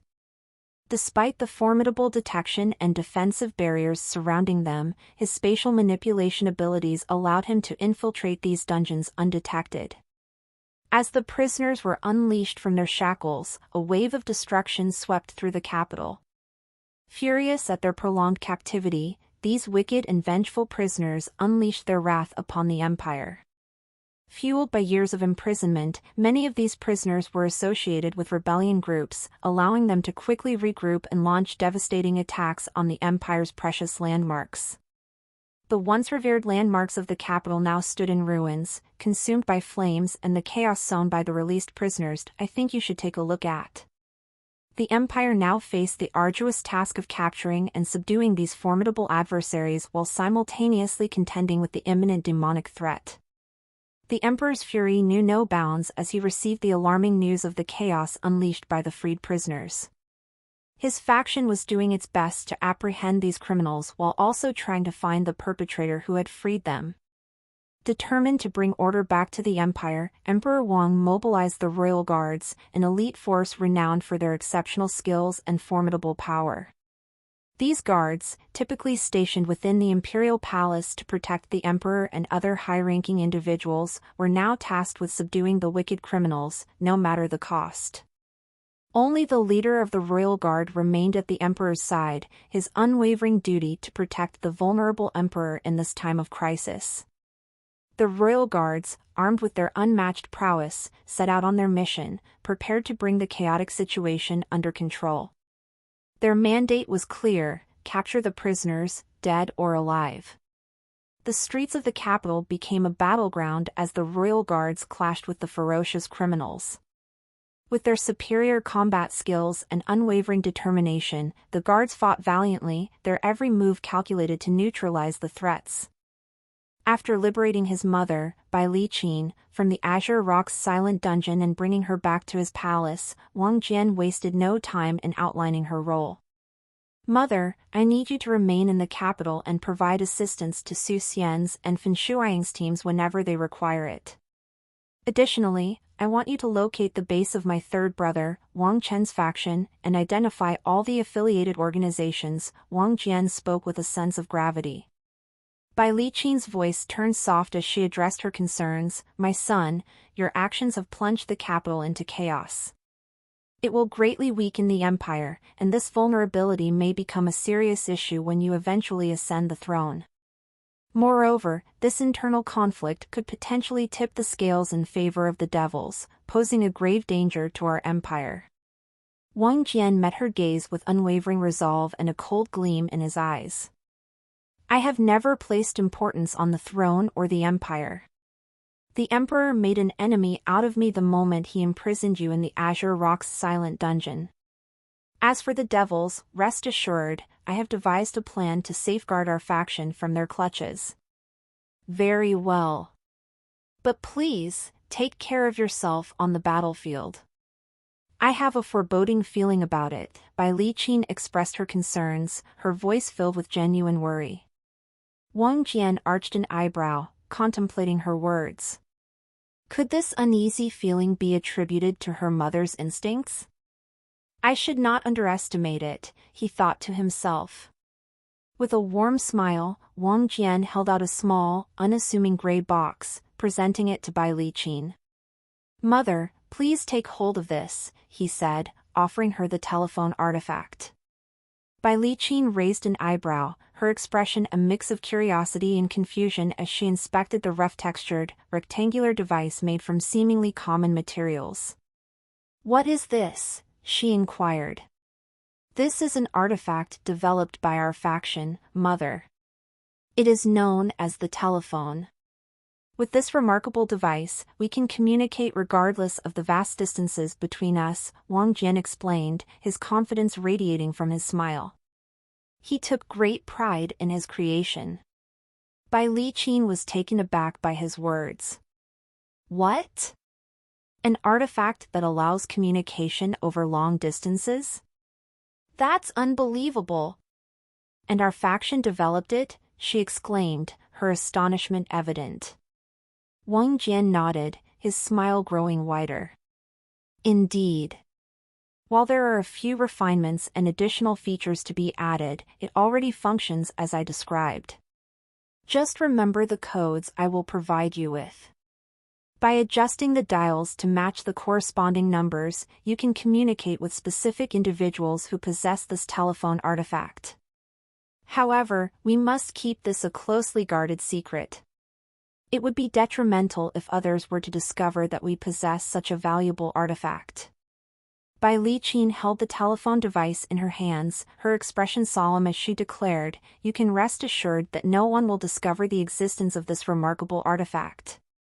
A smile played on Wang Jian's lips as he listened to her words, responding with a hint of amusement, "There's no need to be so serious, Mother. Even if others were to learn about it or somehow acquire it, they wouldn't be able to replicate its creation." Curiosity flickered in Bai Liqin's eyes as she inquired about his departure. "So, when do you plan to leave?" "Tomorrow. All the affiliated groups of our faction have finally gathered in the nearby town. Even the Lotus Blossom sect has joined us," Wang Jian explained, his smile growing wider. Bai Liqin furrowed her brows slightly, a tinge of concern lacing her words. "The Lotus Blossom sect? Weren't they aligned with your second sister Ying's faction? I hope you haven't been swayed by their charm and fallen into their trap. They might be using you." Maintaining his composure, Wang Jian reassured her with a calm smile, "Don't worry, Mother. That's not the case at all. The Lotus Blossom sect has officially severed ties with my second sister Ying's faction and publicly pledged their allegiance to ours." Bai Liqin hesitated for a moment before finally responding, "All right, if you say so." Su Xian and Fin Shuang wasted no time in mobilizing their respective teams for their assigned missions. Su Xian gathered her subordinates, excluding Meng Xiaoyi and Xiao Ling, and set off towards the residence of Bishishi and Silver-tailed Fox Race. U updates tnvel/by.com. They joined forces with the members of the Silver-tailed Fox Race, ready to embark on their expedition to investigate the marked locations on the map. Meanwhile, Fin Shuang assembled her team and rendezvoused with Kong Huiyan and her warriors. She made sure that two teams were prepared for their tasks. One team would be responsible for engaging and defeating any enemies at the locations provided by Su Xian's team, while the other team, consisting of members skilled in resource acquisition, would seize and transport the valuable items to nearby secret warehouses. Wang Jian had meticulously prepared for these operations, acquiring covert warehouses scattered across the empire. Some were concealed underground, while others were hidden within dense forests or inconspicuous corners of bustling towns. To facilitate the mission, Fin Shuang's Night Dagger clan would contribute members adept at stealth and subterfuge. The initial plan at each location involved discreetly neutralizing the guards, after which Kong Huiyan's Crimson Mammoth tribe would arrive to seize the resources before transferring them to the designated warehouse. Part of Kong Huiyan's warrior contingent would accompany Fin Shuang, while the remaining members would guard the loot and maintain a presence with Fin Shuang.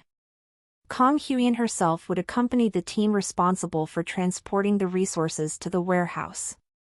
This was because she would be entrusted with the telephone artifact, which would allow her to communicate with Fin Shuang and easily reunite with her.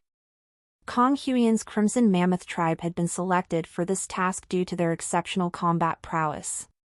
In the event that Fen Shuang's assassination team was discovered, and they encountered resistance during their looting operations, the formidable warriors of the Crimson Mammoth tribe would be capable of overpowering any opposition.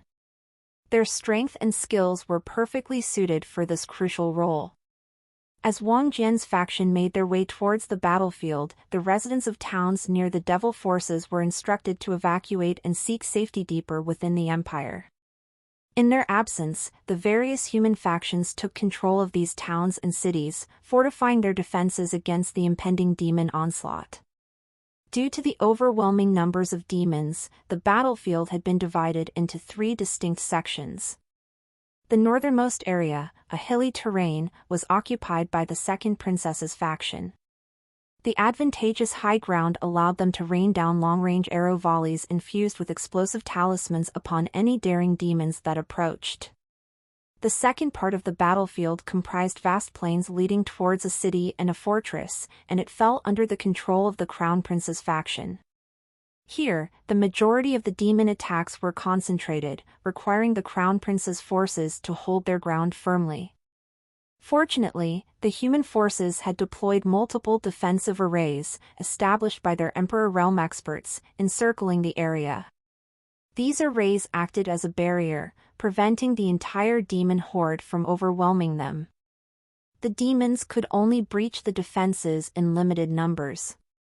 The third part of the battlefield consisted of a forested area within the plains. This route was unconventional for human use, as dangerous beasts prowled the forest, mercilessly slaughtering trespassers. However, the demon horde disregarded this danger and effortlessly traversed the forest to breach into human territory. Once inside, they could launch a pincer attack on the other 2 sections of the battlefield, tilting the odds in their favor. Well, as of this moment, the third Prince Wang Chen's faction, alongside the powerful Emperor Realm experts of the everlasting mystical empire, had stationed themselves within this treacherous forest. With ruthless efficiency, they engaged in a merciless slaughter of any demons who dared to enter through this unconventional route, determined to keep the battlefield balanced in the humans' favor. As Wang Jian's faction drew closer to the battlefield, they encountered an Emperor Realm expert who appeared to be the leader of the Jade Order, affiliated with the Crown Prince's faction. Wang Jian's eyebrow raised in curiosity upon seeing the approaching figure, yet he maintained a composed demeanor. Proceed to the southern part of the battlefield and prevent the demons from breaching the forest. Reinforce the barriers, the Jade Order's leader commanded, his voice resounding with authority. Wang Jian nodded in understanding, acknowledging the importance of the task at hand. With a determined expression, he set off towards the third section of the battlefield, eager to secure and defend this vital area. Just as Wang Jian prepared to depart, the Jade Order's leader turned his gaze towards Yu Yanling, the revered sect mistress, and the Grand Elder of the Lotus Blossom sect. His tone took on a polite and respectful note as he implored their assistance in facing the relentless demon attacks. Both women directed their stares towards Wang Jian, a silent exchange of understanding passing between them. They were the only 2 Emperor Realm experts who had chosen to remain within the sect even amidst the invasion of the devils. I think you should take a look at. However, in this critical juncture, no one dared to question their reasons for not joining the battle earlier. The Jade Order's leader genuinely sought their aid, a testament to their formidable abilities. Wang Jian coldly locked eyes with the 2 women, a sardonic smile playing on his lips. It was a subtle signal that Yu Yanling immediately grasped. She turned her attention to the Jade Order's leader, her voice carrying a resolute tone. "We would like to accompany His Highness Jian's faction. He will require our assistance should a Devil Emperor breach the barrier from his side." A flicker of annoyance marred the Jade Order's leader's expression as he glared at Wang Jian upon hearing Yu Yanling's response. Clearly, he was displeased with their decision. "I offered you a wonderful opportunity, Sect Mistress Yu. I hope you won't come to regret this," the Jade Order's leader retorted, his tone laced with a touch of veiled warning, before departing for the Crown Prince's faction's location. "Looks like he didn't take kindly to our decision," Yu Yanling remarked with a hint of amusement in her voice as she watched the Jade Order's leader disappear into the distance. She glanced at Wang Jian, a mischievous glint in her eyes. Well, it's not like it matters to us. Wang Jian chuckled as he responded, indeed. Once the Jade Order's leader had left, Wang Jian's faction resumed their march towards the forested third part of the battlefield. As they ventured deeper into the forest, their path was obstructed by a series of encounters with instinct-driven beasts, their ferocity prompting them to attack without hesitation. However, before anyone from Wang Jian's faction could retaliate and harm the creatures, Stella gracefully stepped forward, assuming her role as the Butterfly Spirit Queen. Her innate charisma and commanding presence granted her the respect and allegiance of all beastly creatures. With a single gaze, Stella calmed even the most ferocious beasts, their aggression melting away. Instead of confrontation, these creatures recognized the significance of the impending battle against the wicked devils and chose to lend their support to Wang Jian's faction. The creatures accompanied Stella and the silver-tailed fox race, led by Lady Zhuoran, as they walked alongside Wang Jian's faction. It didn't take long for Wang Jian to reach the camp where the third prince's faction was stationed. As he arrived, Wang Qin, the third prince, came out to greet him with a warm and cordial demeanor. Sensing Wang Qin's aura, Wang Jian's eyebrows arched in surprise. His sensory abilities revealed that Wang Qin's cultivation had already advanced to the king realm, specifically reaching the impressive 6th stage. Such rapid progress was truly remarkable. Moreover, Wang Jian's keen senses detected a peculiar energy emanating from Wang Qin's body. Alongside his wind element, there was an eerie shadow element tinged with a demonic attribute. This revelation piqued Wang Jian's interest and caused his eyes to narrow. With a smile playing at his lips, Wang Jian inquired, "So, what is the situation on the battlefield, third brother?" Wang Qin responded gravely, his voice filled with concern, "It's truly dire, Jian. As you know, my faction lacks proficiency in direct combat, resulting in losses when facing the demons breaching the barrier. Many Emperor Realm experts came to assist us, but some of them fell victim to cunning traps set by the devils. I require your assistance in dealing with the devil groups that are breaching the barrier at the 43rd and 44th points." Wang Jian, ever astute, surveyed the surroundings using his spiritual sensitivity technique, extending his reach across the entire region. His senses detected the spiritual energy emanating from multiple humans who stood alongside the devils, their attempts at concealing themselves with illusionary arrays proving futile against his heightened perception and immunity to all illusions granted by the Butterfly Spirit Queen's mark. Notably, he observed that these humans and devils coexisted without engaging in combat. Instead, their spiritual energy indicated that they were waiting for someone. This gathering took place near the 43rd and 44th points mentioned by Wang Qin. A realization struck Wang Jian, and his expression turned serious. "Ah, I see. Wang Qin is a traitor. He must have formed an alliance with the devils to bolster his strength. Leveraging his position as the third prince, he seeks to weaken the human forces by collaborating with the devils and targeting the Emperor Realm experts. Considering the third prince's faction is the weakest among the human factions and lacks advantageous terrain, he naturally requires additional support. The Emperor Realm experts likely divided themselves based on their faction affiliations and the strength of their respective factions across the 3 parts of the battlefield. If I were to take my faction to the 43rd and 44th points, it is highly probable that the hidden humans and devils, concealed by the illusionary array, will launch a surprise attack while we are occupied with the devils breaching the barrier. This is indeed a cunning plan, third brother."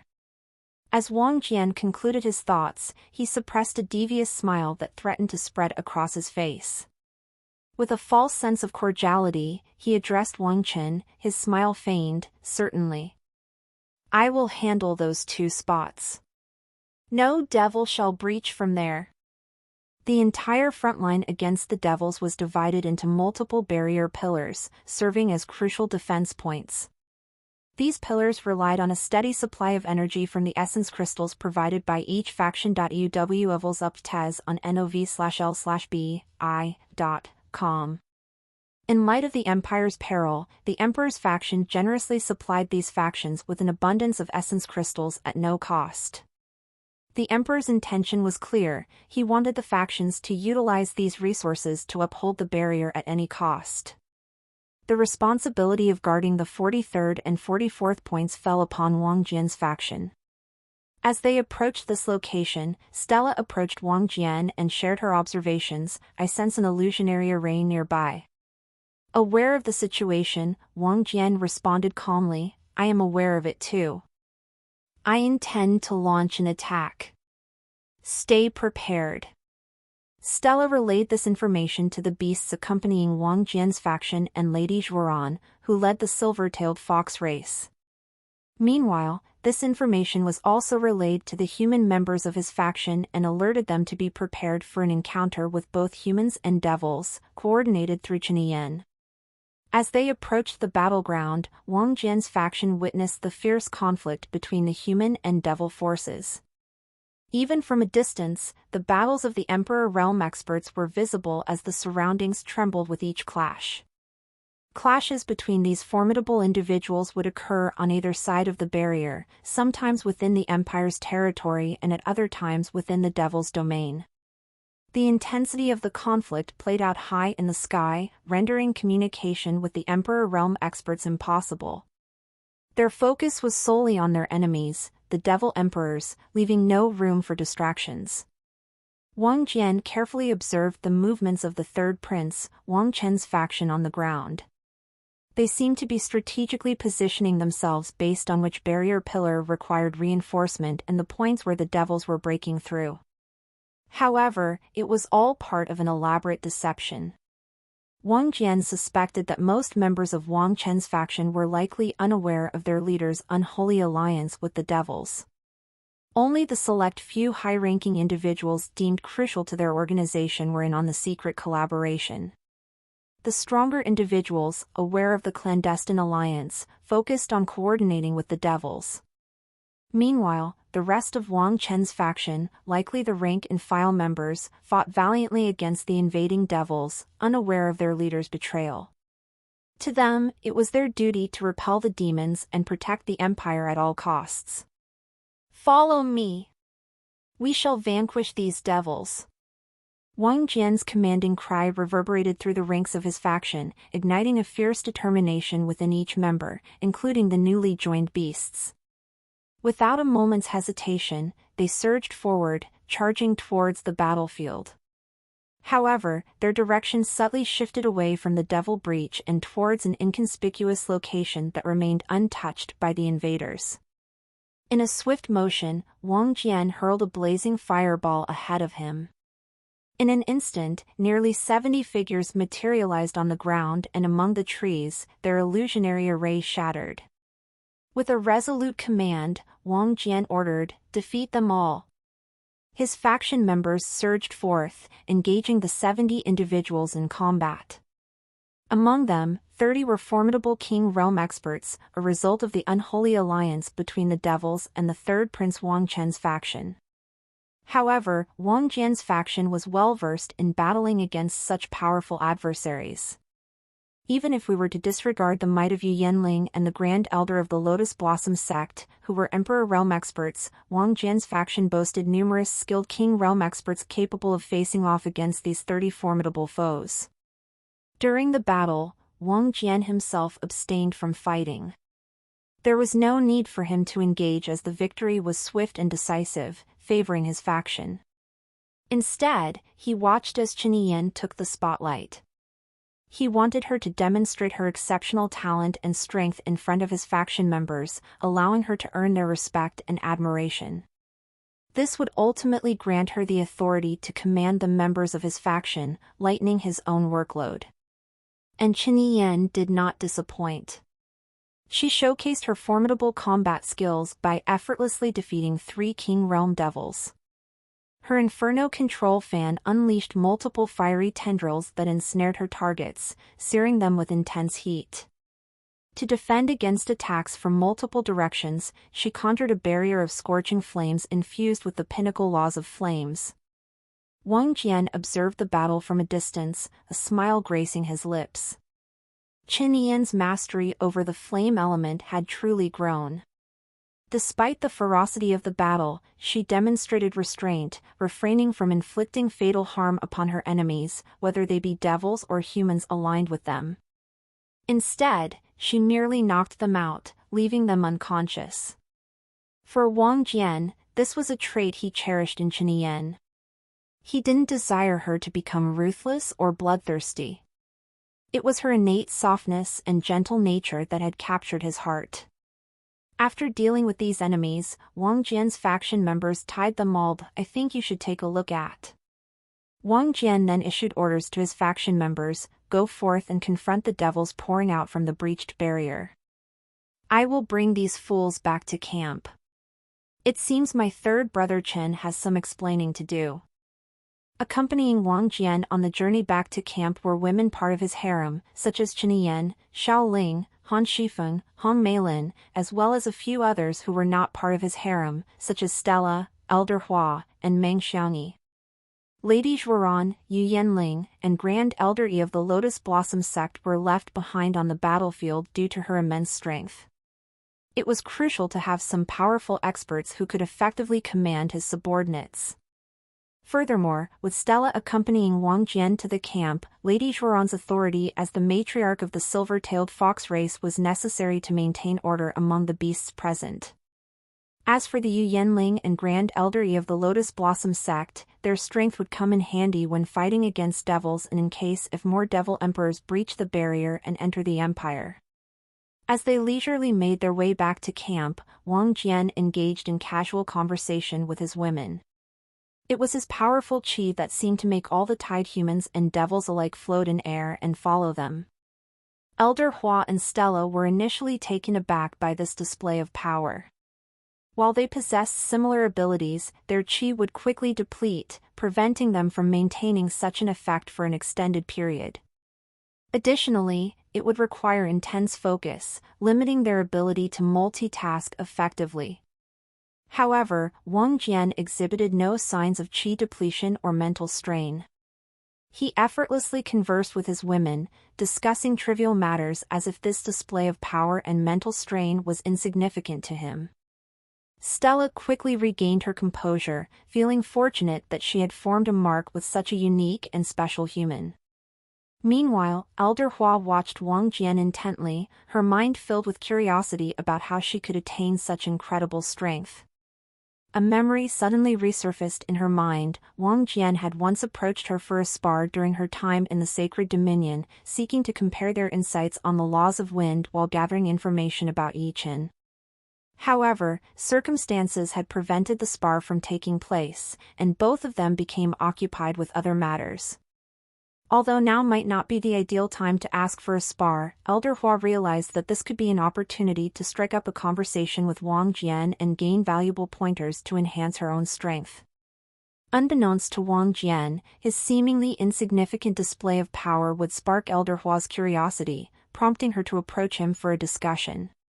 Wang Jian's group arrived at the camp, catching the attention of the members of Wang Chen's faction who quickly rushed to inform their leader about the unexpected development. Upon hearing the news, Wang Chen's face contorted with disbelief. He hurriedly stepped out of the camp to witness the astonishing scene before him. Cold sweat began to bead on his forehead as he recognized the faces of his own subordinates along with devils floating behind Wang Jian. It became clear to Wang Chen that Wang Jian had not only discovered the illusionary array but had also defeated his loyal subordinates, which indicated that he must have discovered his alliance with the devils. Frustration coursed through Wang Chen as he clenched his fists. However, he also noticed that not all of Wang Jian's faction had returned, leaving a glimmer of hope to salvage the situation. Addressing his subordinates with a steely gaze, Wang Chen coldly commanded, "My seventh brother Jian has attacked our own allies. Prepare to retaliate and make him pay for his treachery." "Yes, Your Highness." Wang Chen's bewildered subordinates, though uncertain of the circumstances, chose to trust their leader and brandish their weapons against Wang Jian's group. "Wang Chen, you truly have a knack for handling matters poorly. If you wish to align with the devils, you should have committed fully. Now, you will face the severe consequences of your actions, Wang Jian remarked, his voice dripping with scorn. Wang Chen's eyes narrowed in anger as he bellowed, "Attack!" Driven solely by their loyalty to Wang Chen, his subordinates launched a barrage of long-ranged attacks, including arrows and spears infused with explosive talismans and potent poisons designed to paralyze their enemies. However, before a single arrow or spear could reach Wang Jian's group, they froze in midair, halted by an unseen force. With a malevolent grin etched on his face, Wang Jian sneered, "Since you have initiated the attack, I suppose I need not show you any mercy." The arrows and spears, suspended in midair by Wang Jian's power, suddenly reversed their course and flew back towards Wang Chen's camp. Panic and horror filled Wang Chen's eyes as he watched the projectiles, infused with explosive talismans and deadly poison, hurtling towards them.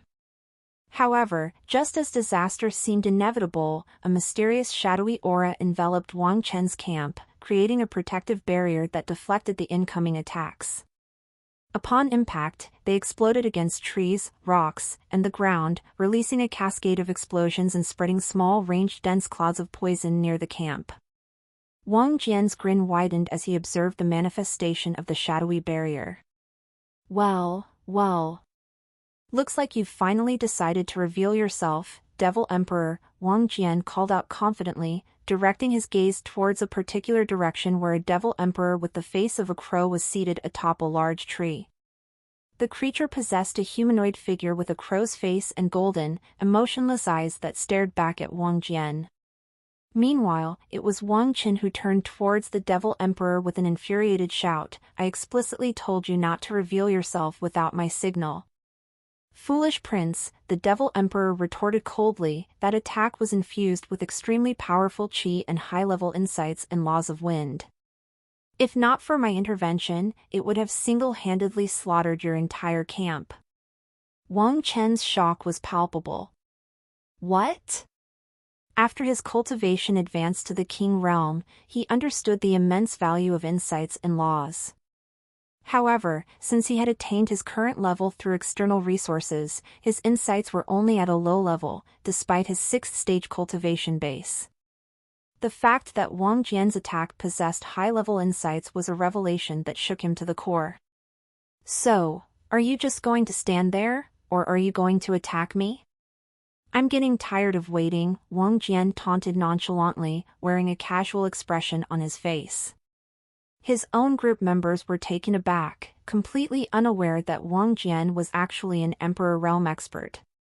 Wang Jian's audacious taunt towards a Devil Emperor seemed like a reckless move, as it was impossible for a King realm expert to defeat someone at the Emperor realm. The shadowy Crow Devil Emperor let out a derisive snort in response. "Do you think you can deceive me so easily? Now that I have revealed myself, the other Emperor realm experts must have sensed my presence and are likely on their way here. If I waste my time dealing with your insignificant group, they will catch up and kill me. As of now, we're leaving," the shadowy Crow Devil Emperor declared, as thick shadows began to seep out of his body, concealing him within their darkness. Simultaneously, the shadows enveloped Wang Chen and several members of his faction, rendering them completely invisible. As they vanished into the shadows, only Wang Jian, with his exceptional mastery over the shadow element, could sense their presence. "I don't recall granting you permission to leave," Wang Jian remarked, a mischievous grin playing on his lips as he forcefully stomped on the ground. The impact of his stomp sent tremors through the earth, causing cracks to spread across the ground, reaching all the way to the enemy's camp. In an instant, dozens of shadows were impaled by spikes infused with high-level insights and the laws of Earth. These spikes targeted specific areas within the shadows, revealing the concealed humans within. The humans were none other than Wang Chen and his closest subordinates. As for the Devil Emperor, he managed to deflect the attack Wang Jian had unleashed and swiftly made his escape. Wang Jian paid no mind to the fleeing Devil Emperor, as he had no desire to reveal the full extent of his power just yet. Moreover, it would be advantageous if the enemy became aware of his faction's presence, as it would undoubtedly attract the attention of Yi Chen and Zyrithia, drawing them closer to him. "I think you should take a look at In that intense moment, Wang Qin and his close comrades found themselves surrounded by his own faction members, their eyes filled with hostility towards their once respected leader. Their loyalty ran deep, but the betrayal of allying with demons was a transgression they couldn't overlook or forgive. Realizing that he couldn't fight them all, Wang Chen's mind raced, trying to find a way out of the dire situation. His close comrades, who were aware of his alliance with the devils, were not all King Realm experts and couldn't provide assistance. Soon, Wang Jian arrived at the camp, wearing a devious and mocking grin as he faced Wang Chen. "Now, my dear third brother, what shall I do with you?" "You have committed a grave sin," Wang Jian taunted. Wang Chen, desperate and flustered, pleaded, "Stop. Let me explain. I have an explanation for all of this." His words stumbled over each other, and his composure was utterly shattered. He never expected to find himself in such a desperate state. "Sure, I'm listening," Wang Jian responded with a deceptive smile. Astounded that Wang Jian would actually hear him out, Wang Chen struggled to regain his composure, hastily explaining, I am in an alliance with the devils because I want to help the Empire defeat them. You see, I am preparing a trap to kill loads of devils. Read latest chapters at no.vel.bin/c/o/m only. Wang Jian's amused grin remained intact as he spoke. "Oh, really? But I've heard you mention that we've been on the losing side in this part of the battlefield. Even Emperor Realm experts have perished. That's rather peculiar, considering it has only been a week since the battle began. Moreover, I've also heard that Emperor Realm experts from our side started falling only after your faction arrived. I don't think I need to say any more to prove that you are a dirty traitor who must pay the price for aligning yourself with the devils." Without giving Wang Chen a chance to utter further excuses, Wang Jian cut him off coldly. "I don't think we need to hear any more of your words." Casting a chilling glance around at Wang Chen's faction members, Wang Jian spoke with an icy tone, "I will be capturing him and his allies. We need to uncover the extent of his deal with the devils." Nods of agreement rippled through the members of Wang Chen's faction, acknowledging Wang Jian's authority. "We will follow your lead, Seventh Prince," one of them spoke up, appearing to be the appointed commander of the camp. "Very well. Bind them tightly and ensure their dantian is sealed to prevent them from utilizing their qi," Wang Jian commanded, issuing orders to the faction members. Without delay, Wang Chen's faction members sprang into action, securing their former leader and his comrades with formidable restraining chains. An expert skilled in sealing dantian stepped forward, ready to neutralize their cultivation. Wang Chen and his close comrades were swiftly restrained, and their cultivation completely sealed. They were then escorted to a specially constructed wooden building designated for prisoners within the camp. With Wang Chen and his comrades taken care of, Wang Jian devoted the next hour to engaging in discussions with Wang Chen's faction members. It didn't require much effort on his part to convince them to switch allegiances. His natural charisma, combined with the growing influence and reputation of his own faction, proved irresistible. Most of the members readily accepted Wang Jian's invitation, eager to join his ranks.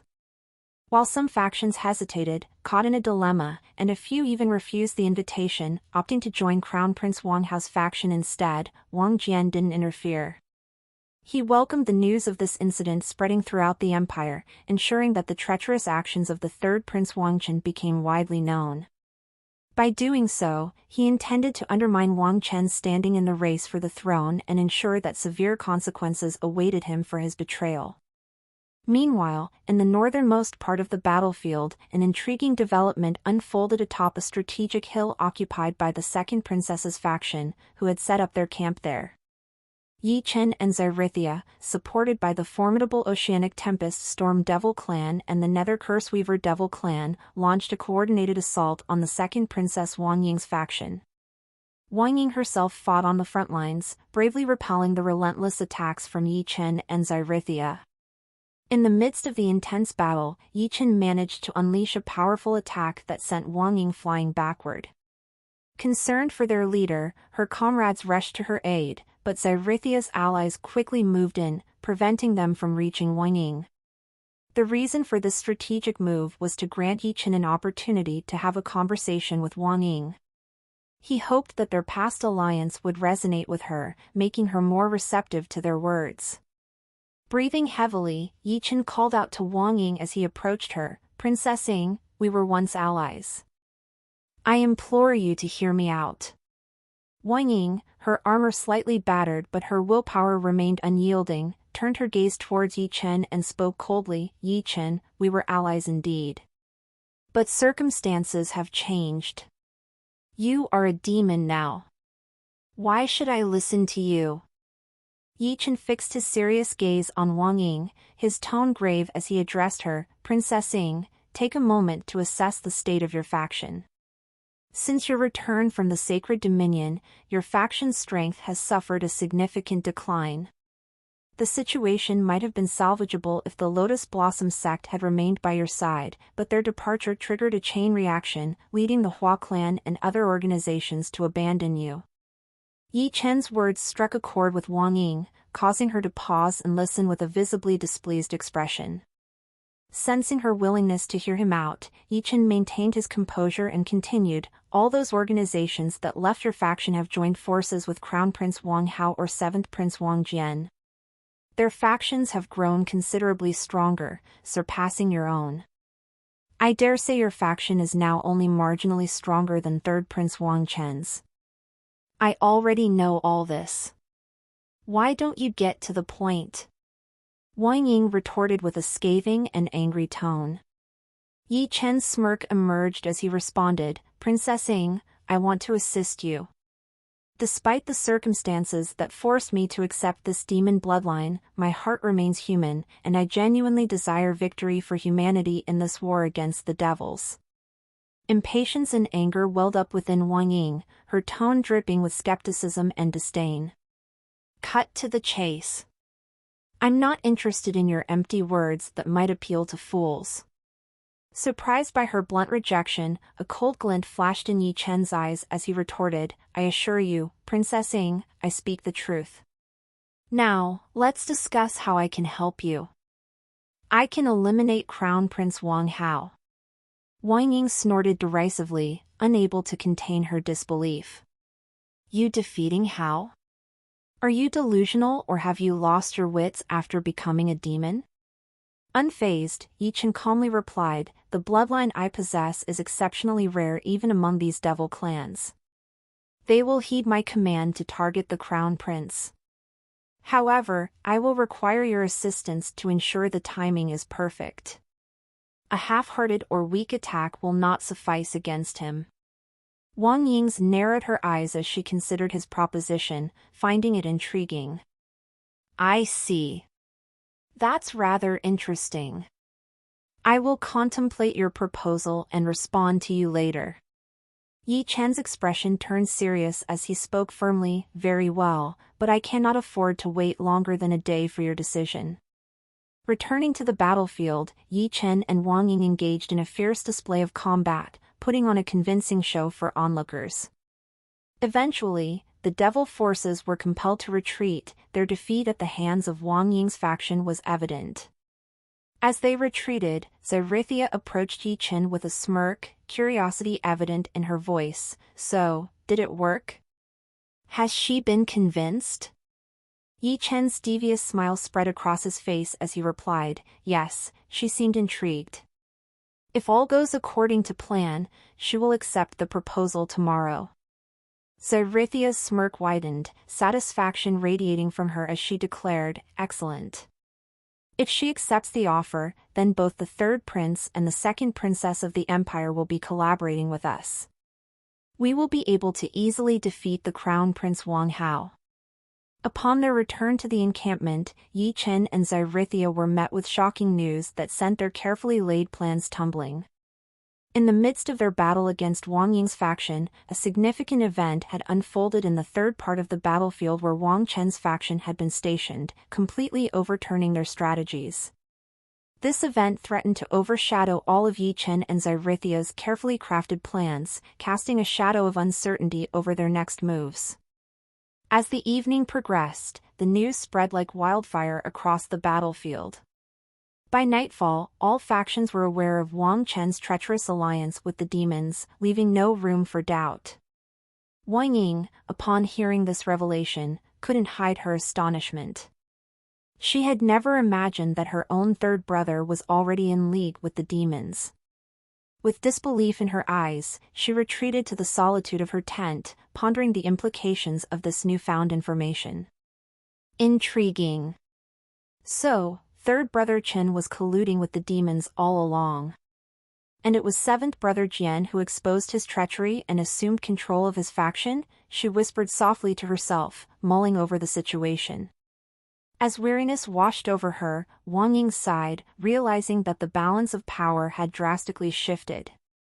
Seventh brother Jian's faction is now as strong as, if not stronger than, Crown Prince Hao's faction. Muttering softly, Wang Ying continued, even though Yi Chen approached me with an alliance proposal, just as I had anticipated, it's already too late. Now that third brother Chen's betrayal has been laid bare, the Emperor Realm experts in even Hao's faction will exercise caution when dealing with other factions. There is no longer any incentive to accept Yi Chen's offer.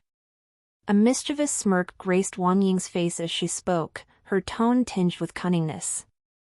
However, I can still use this to my advantage. In the third part of the battlefield, Wang Jian's faction was diligently organizing their defenses. They strengthened the barrier and implemented additional countermeasures, setting up traps in case more demons emerged from the barriers. The members from Wang Chen's faction that had joined Wang Jian's faction proved to be highly skilled in setting up such traps, which greatly benefited their preparations. At the moment, Wang Jian was overseeing the construction of a secret teleportation formation by a couple of Liu clan members. To ensure its secrecy, 2 layers of barriers were being erected to prevent detection by Emperor Realm experts that I think you should take a look at. This teleportation formation was being crafted with rare resources, including the Ebon Void Essence Ore, and its purpose was to connect to the teleportation formation in Wang Jian's palace in the royal capital. Although it would take another day for the construction to be completed, the progress made so far has been remarkable. Amidst his responsibilities, Wang Jian's thoughts wandered to his women back in the empire. He found comfort in knowing they possessed the telephone and could inform him if they were in any trouble. If the situation called for it, he could utilize his spatial movement repeatedly, albeit at the cost of great physical and mental strain, to swiftly reach their location. While he anticipated exhaustion, he knew he could easily recover by expending some destiny points. However, Wang Jian's worries were unnecessary, for Su Xian and Bi Shishiyan's mission was relatively straightforward.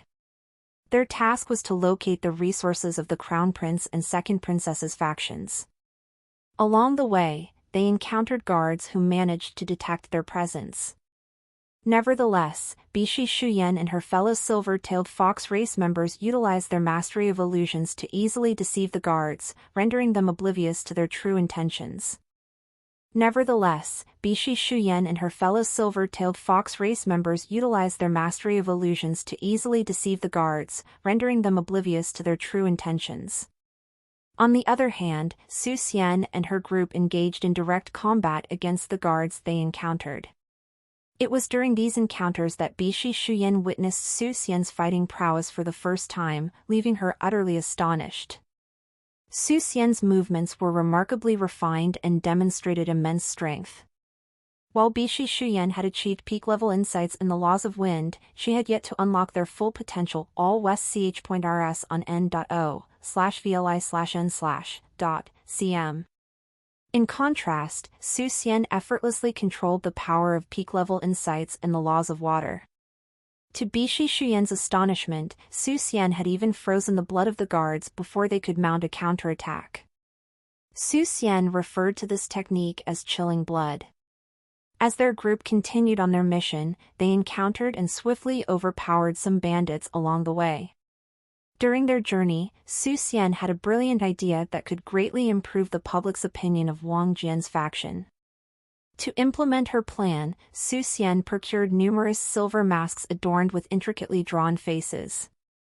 Each member of their group wore these masks, distinguishing them from others.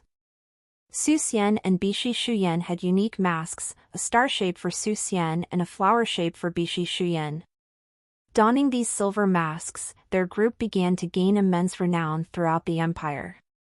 This achievement was solely attributed to Su Xian's straightforward yet effective strategy. Upon reaching a new region, they would first scour the area for hidden treasures using Bishi Shuyan's gift of sensing treasures. Afterward, they systematically hunted down and subdued large bandit camps in the area. What made their approach distinct was that they left the loot untouched and instead donated it to the authorities, ensuring that the wealth was returned to its rightful owners. While Su Xian and Bishi Shuyan's group could have been tempted by the wealth, they believed that Wang Jian valued renown and prestige over meager riches. Their actions didn't stop with dealing with bandits, they also extended a helping hand to those in need, such as farmers, blacksmiths, and others facing oppression. They assisted without expecting much in return, presenting themselves as true philanthropists. Word of the Silver Masked Group's altruistic deeds spread throughout the empire, and their renown grew immensely. With each successful endeavor, Su Xian and Bishi Shuyan's group gained confidence. And soon, their group also began to deal with some rebellious groups of the empire while also subduing the prisoners that had been broken out by Wang Jian. The Silver Masked Group's prestige wouldn't have risen so swiftly under normal circumstances. However, right now, the empire was under attack by the devils while also being embroiled in internal conflict as the prisoners had escaped from their prisoners and raged chaos in the empire. In this case, a group like Silver Masked Group was like a guardian angel for the people. And it is guardian angels during turbulent times that gain the acceptance of the people. As the Silver Masked Group gained prestige, Fin Shuang and Kong Huiyan's team were equally successful in accomplishing their assigned task. They had already raided 3 warehouses affiliated with Crown Prince Wang Hao's faction, leaving no trace of their presence. During their mission, Kong Huiyan was taken aback by Fin Shuang's remarkable stealth abilities. She effortlessly infiltrated heavily guarded warehouses with her team, silently subduing guards without making a sound. Even Kong Huiyan, who anticipated some commotion, was unable to detect their movements. With the guards neutralized, Kong Huiyan's team swiftly entered the warehouses, meticulously looting their contents before transporting the spoils to a nearby warehouse under Wang Jian's control. They repeated this process at the subsequent locations, successfully carrying out their operations undetected. However, news of the attacks on warehouses affiliated with Crown Prince Wang Hao's faction began to circulate, causing the remaining organizations to fortify their defenses significantly. Faced with heightened security measures, Fin Shuang and Kong Huiyan's team found themselves compelled to engage in direct confrontations. Kong Huiyan's team finally unleashed their skills, launching a frontal assault to divert the enemy's attention. While holding their adversaries at bay, Fin Shuang's team took advantage of the chaos, stealthily infiltrating the locations and eliminating guards with deadly precision. The collaboration between Kong Huiyan's team and Fin Shuang's team proved to be a formidable combination, allowing them to overcome the fortified defenses and achieve their objectives with utmost efficiency. As the members of their teams donned masks to conceal their identities, a striking contrast emerged. Fin Shuang's team wore sleek black masks that blended seamlessly into the darkness of the night. On the other hand, Kong Huiyan's team opted for vibrant crimson masks. The majority of the masks were unadorned, simple in design, and devoid of any markings. However, Fin Shuang's and Kong Huiyan's masks stood out distinctly.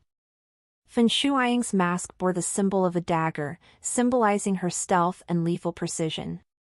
Meanwhile, Kong Huiyan's mask proudly displayed the symbol of a mace, representing her team's unyielding strength and power.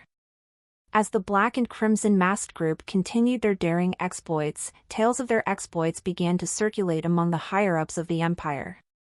While their notoriety hadn't reached the level of the Silver Masked Group, their progress was still commendable. Amidst the ongoing conflict, a monumental event unfolded on the battlefield, the arrival of the Church of Divine Light. They pledged their support to Crown Prince Wang Hao's faction. Upon deeper reflection, it was only expected that they would align themselves with Wang Hao, considering the long-standing animosity between the church and Wang Jian's faction. Meanwhile, Wang Ying's faction was a bit too weak for them to support it at this moment. Thus, they decided to choose Crown Prince Wang Hao.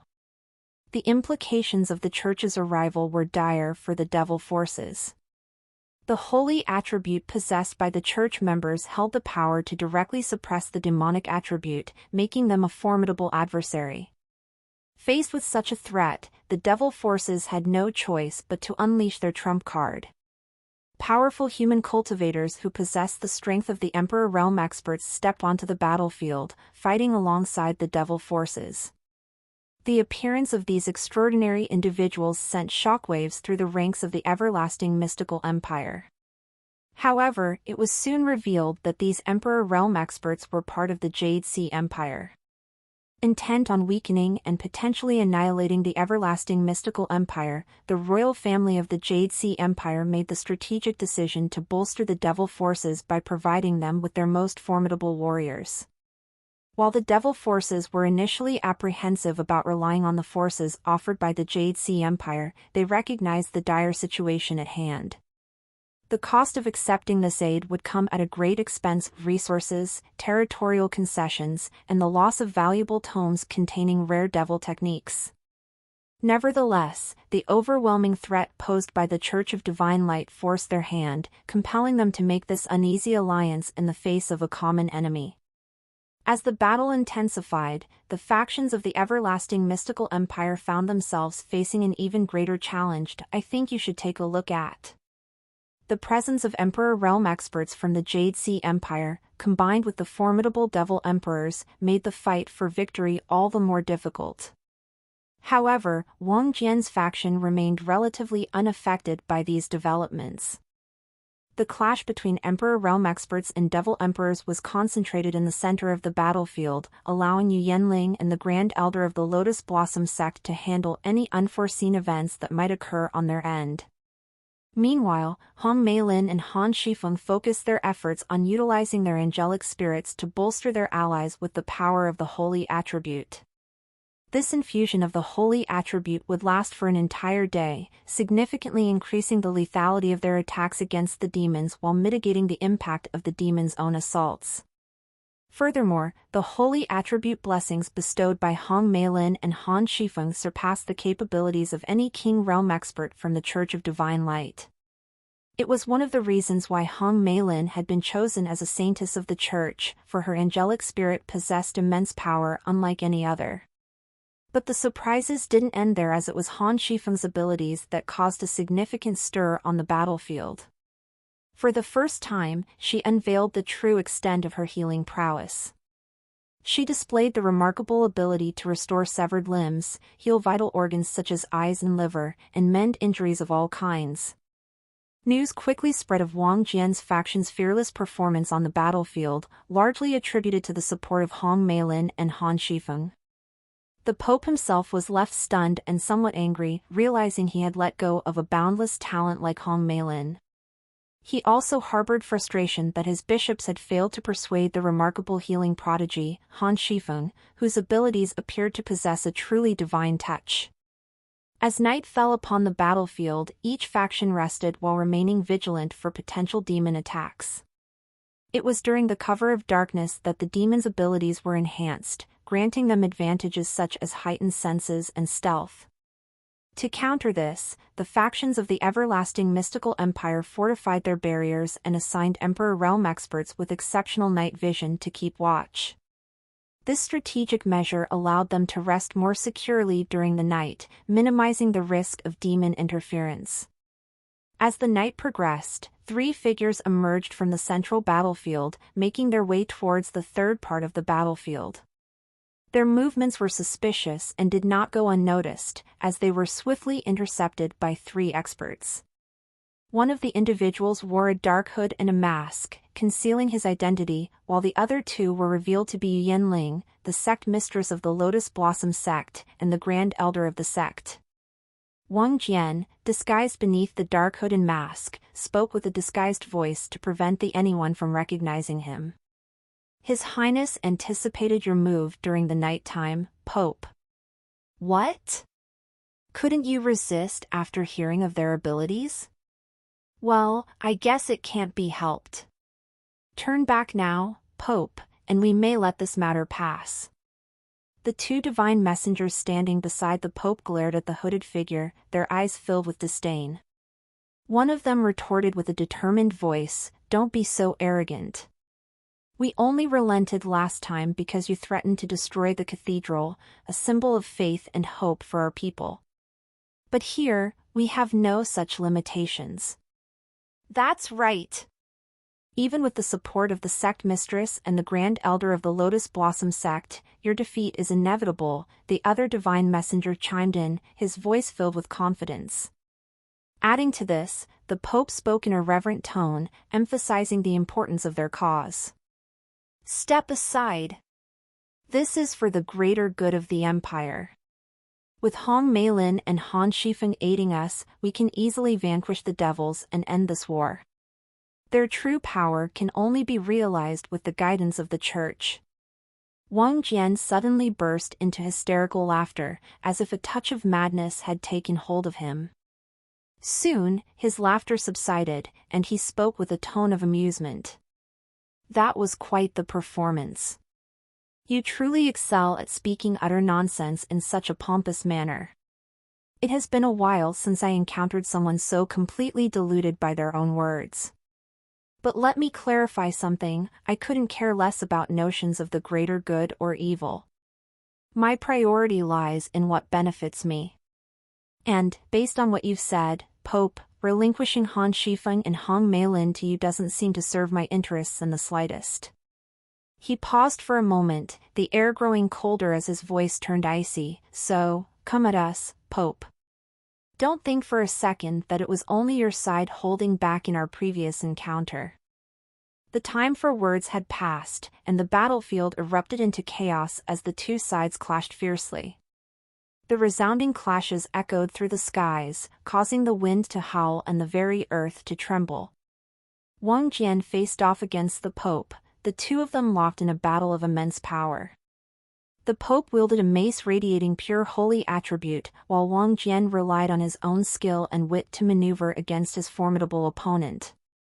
Beside them, Yu Yanling, the sect mistress of the Lotus Blossom sect, fought alongside the Grand Elder of the sect. Yu Yanling wielded a staff crafted from ancient archaic wood, imbued with potent wood essence that amplified her attacks. Her staff moved gracefully, striking with both precision and force.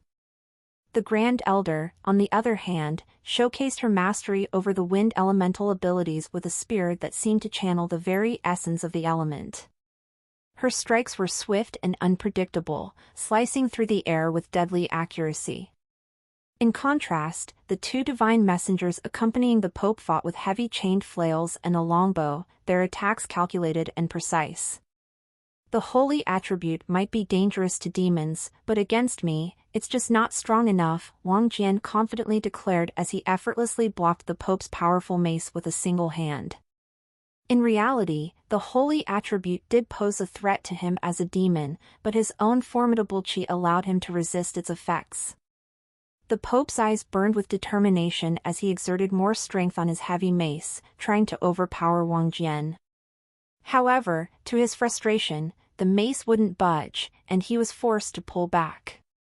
Seizing the opportunity, Wang Jian's right hand surged forward, aiming for the Pope's vulnerable gut. His strike was imbued with peak-level insights of the laws of flames, rendering it immensely destructive. The Pope had to rely on his mastery of the water element, enveloping himself in water infused with peak-level insights to mitigate the damage. Even so, Wang Jian's strike carried enough power to inflict significant harm. It jolted the Pope's entire body, causing his organs to tremble within him. However, the Pope showed resilience as he maintained the water barrier around him. With a fierce glare, he chanted, "Divine retribution." This unleashed a pillar of pure holy light that engulfed Wang Jian. Wang Jian was taken aback as he felt his energy being rapidly eroded by the holy light. Upon closer examination, he realized that it was not merely eroding his energy but purifying it. His shock intensified as the Pope's heavy mace struck his chest, sending him hurtling through the air. Up-to-date OVLS on OVL-bin.cm.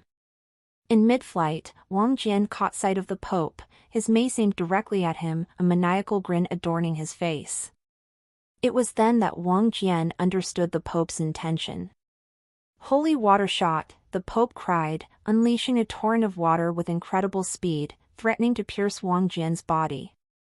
Yet, despite the dire predicament, Wang Jian's lips curled into a knowing smile. "So, that's all you're capable of?" he murmured, raising his hand to conjure a radiant orange orb of pure flames. The fiery orb emitted scorching solar flames that met the incoming holy water shot, effortlessly evaporating the powerful water attack. Just as Wang Jian was about to attack the Pope again and test more of his techniques, he stopped as his attention was drawn to the intense battle between Yu Yanling, the Grand Elder, and the two divine messengers of the Church. The situation seemed dire for his allies. One of the divine messengers skillfully wielded a heavy chained flail, keeping Yu Yanling on the defensive as she struggled to counter his relentless strikes. Meanwhile, the other divine messenger relied on his sharp eyesight to launch arrows infused with the holy attribute, piercing through the defenses of both Yu Yanling and the Grand Elder. Their injuries were taking a toll, draining their energy rapidly. The heavy chained flail had dealt painful blows, causing them to bleed profusely, while the holy attribute arrows further weakened them. However, Yu Yanling and the Grand Elder were not ones to be easily defeated. They fought back valiantly, their attacks landing on the divine messengers as well. Yu Yanling extended her staff, infusing it with the essence of peak-level insights of wood, and delivered a series of powerful strikes against the divine messenger wielding the heavy chained flail. The divine messenger's body bore the marks of injuries and bruises, a testament to the impact of Yu Yanling's attack. Meanwhile, the Grand Elder utilized her spear to unleash swift bursts of invisible wind infused with peak-level insights in the wind element. This not only disrupted the trajectory of the holy attribute arrows heading towards her, but it also inflicted deep cuts on the divine messenger wielding the longbow. However, there was a crucial distinction between the injuries sustained by Yu Yanling, the Grand Elder, and those inflicted upon the divine messengers. I think you should take a look at. The divine messengers possess the ability to heal themselves through the holy attribute. Though their healing ability paled in comparison to Han Shifeng's, it was still sufficient to mend the injuries they had suffered thus far in their clash against Yu Yanling and the Grand Elder. This gave them an advantage in the battle, as they could recover and continue fighting, gradually wearing down their opponents. Realizing that Yu Yanling and the Grand Elder were at risk of losing their battle against the divine messengers, Wang Jian knew he had to take action swiftly. With a confident grin, he raised his hand and formed a hand seal, preparing to unleash his ultimate technique. "I guess it's time I ended this," he declared, focusing his energy. Scorching Solar Incineration Domain. As he activated the domain, intense orange solar flames engulfed the vicinity, their searing heat capable of incinerating everything in their path. Even the distant trees began to ignite, consumed by the scorching power of the domain. Yu Yanling and the Grand Elder looked relieved as they saw Wang Jian's domain spreading around them. They knew that fighting against a domain was a daunting task, even for Emperor Realm experts. A domain had the ability to dominate and weaken all other laws within its range. If the opponent shared the same elemental affinity as the one conjuring the domain, they would find it nearly impossible to utilize their own element to harm their adversary. The one who controlled the domain became the ultimate ruler of that element within its boundaries. To counter a domain, there were limited methods available. One approach was to utilize one's own qi to directly oppose the expert wielding the domain. However, this method was not recommended unless one's qi was significantly powerful. The expert with the domain had the advantage of combining their chi with their elemental prowess, making them a formidable opponent. The second method was to expand one's own domain, as the clash of two domains would be determined by their strength and refinement. Factors such as compatibility and the laws of the surrounding area could also influence the outcome. For instance, a water-type domain launched near a volcano would be considerably weaker than a flame-type domain due to the overwhelming presence of flame essence. The third method involved creating a simple domain using pure chi, which could create a localized area within the opponent's domain where the power of the laws returned to normal levels. This allowed the user to conjure defensive measures against the opponent's overwhelming attacks within their domain. However, the simple domain had limitations, such as its restricted range and difficulty in utilizing it for offensive purposes. The user's only hope was to wait for the opponent to exhaust their energy and dispel their domain. Lastly, there was a highly complex technique that involved enveloping one's elemental energy in a thin barrier around their body. This required intense concentration, as the flow of elemental energy could not disperse for even a second without dire consequences. However, this method allowed the user to directly confront an opponent and their domain, inflicting significant damage. As Wang Jian's scorching solar incineration domain expanded, engulfing the Pope and the two divine messengers, they showed no signs of worry. Wang Jian narrowed his eyes, observing their calm demeanor. In unison, the three of them raised their weapons, causing a blinding flash of light to emanate from their weapons. Wang Jian's eyes widened as he sensed the immense power of domains within these three weapons. Strangely, the power seemed to stem from a unified domain. Radiant illumination, divine domain. The voices of the church members resonated simultaneously, their proclamation shaking the air. The blinding light emitted by their weapons spread, interweaving and merging with one another as it confronted Wang Jian's scorching solar incineration domain. Wang Jian felt a tremendous strain on his body as he realized that the radiant illumination divine domain was gradually overpowering his own domain. Even the Pope and the divine messengers couldn't help but express shock. They had believed that the release of the radiant illumination divine domain would easily overpower Wang Jian's domain. However, to their astonishment, Wang Jian's domain proved to be a formidable opponent as it fiercely fought back. Their shock stemmed from the fact that their weapons were imbued with the power of the radiant God Spirit itself.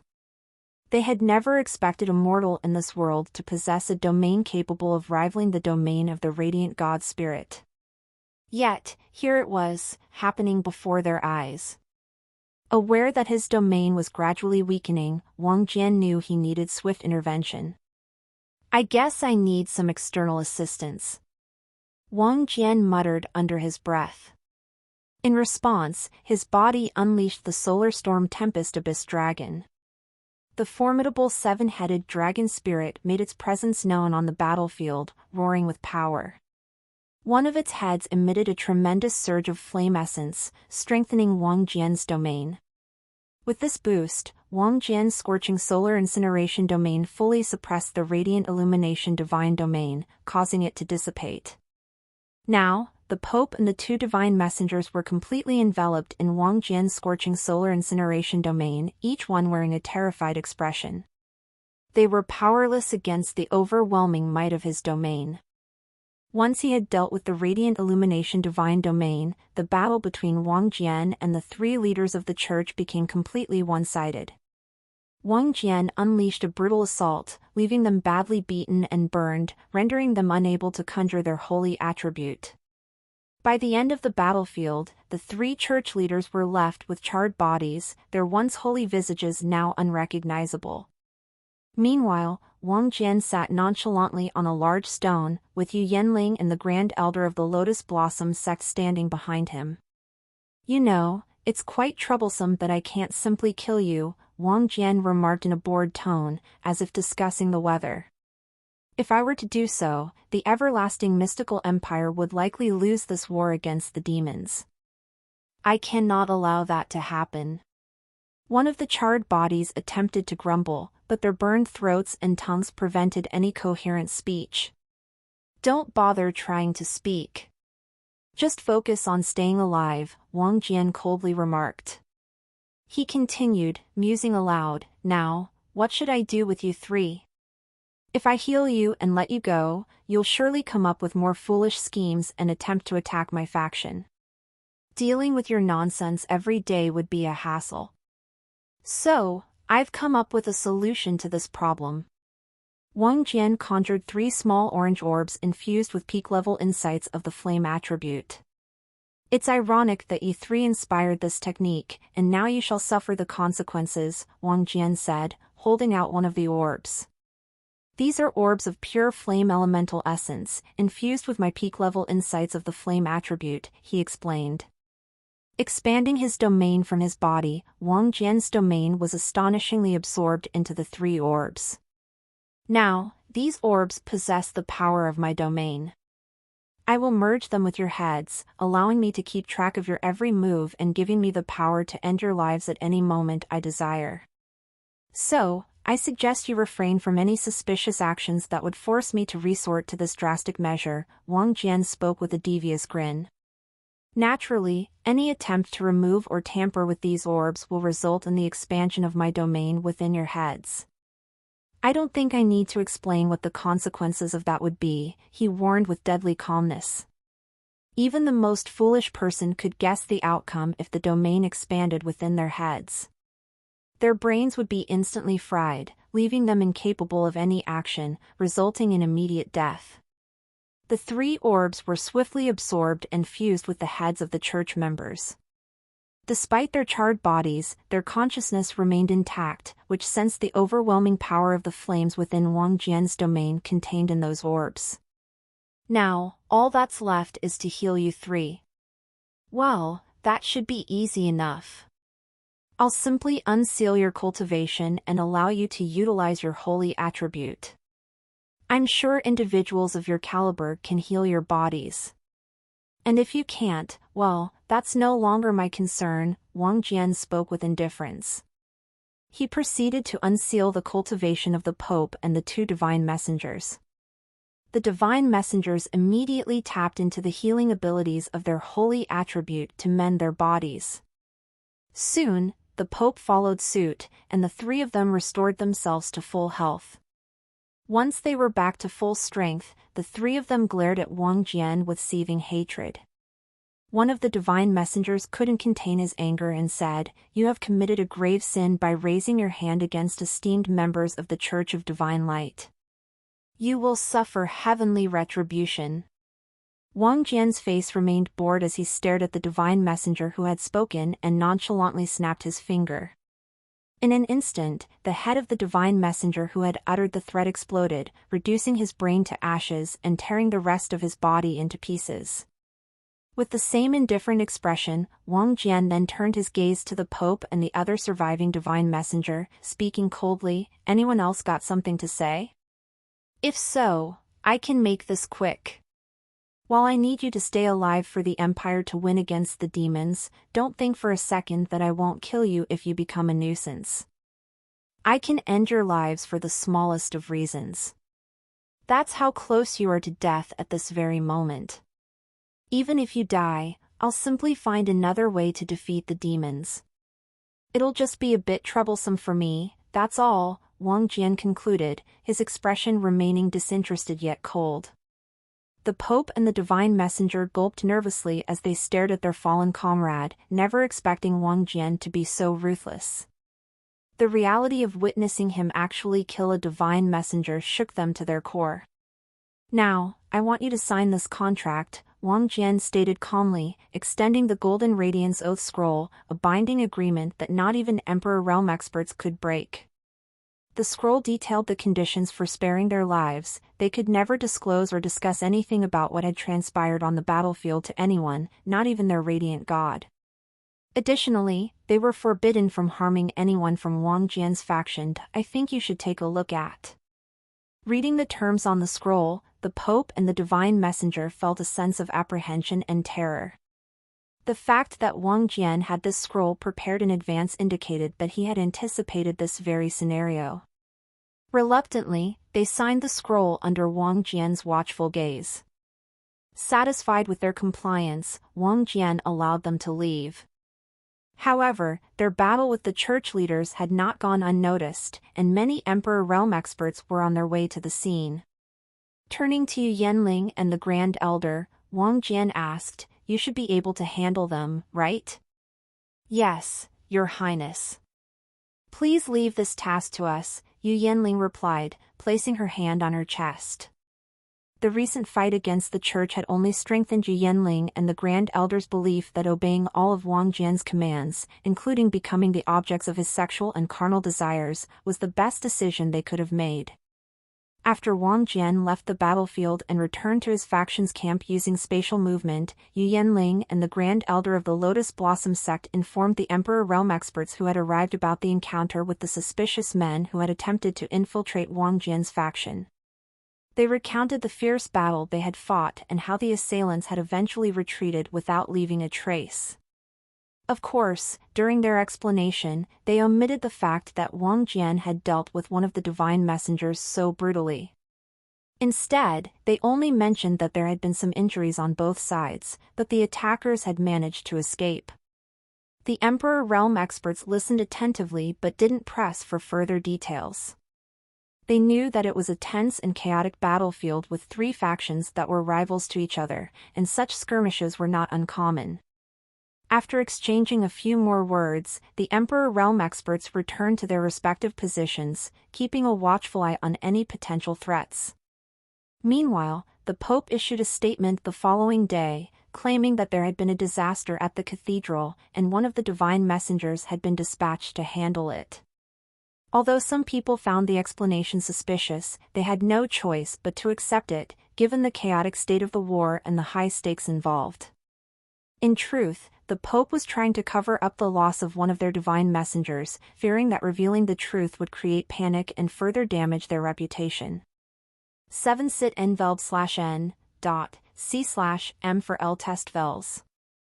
So, the people reluctantly accepted the explanation, even though doubts lingered in their minds. It was crucial for Wang Jian to deal with the Pope and the two divine messengers and have them sign the contract, as their potential interference could have posed a threat to his faction. With them bound by the Golden Radiance Oath Scroll, he knew they wouldn't dare to harm his faction during his absence. Otherwise, it would have prevented him from utilizing the teleportation formation to warp himself to his palace in the capital, as the Pope and the two divine messengers could have harmed his faction during his absence. With the completion of the teleportation formation, crafted by the talented members of the Liu family, Wang Jian seized the opportunity to utilize it and travel to the capital. This was a pivotal moment for him. As Wang Jian arrived in the capital, he could sense a gradual return to calmness after the recent turmoil caused by the prisoners and members of rebellious groups. However, this calmness wasn't solely due to the efforts of the guards and soldiers of the everlasting mystical empire in apprehending the prisoners. Many of the dangerous criminals had gone underground, evading capture, and further complicating the situation. These elusive convicts had managed to join various band organizations within the empire, including the notorious Crimson Cult and the enigmatic Silent Death. Their infiltration into these groups made it even more challenging for the empire's wide-reaching information network to track them down. The presence of these hidden criminals added an extra layer of danger and uncertainty to the entire empire. As he understood the situation in the capital, Wang Jian's body blended into the shadows as he disappeared. On the same night that Wang Jian returned to his palace in the royal capital, a shocking incident sent waves of panic throughout the empire. The Empress and the Second Queen, who held significant positions as the Emperor's main and secondary wives respectively, mysteriously vanished from their palaces.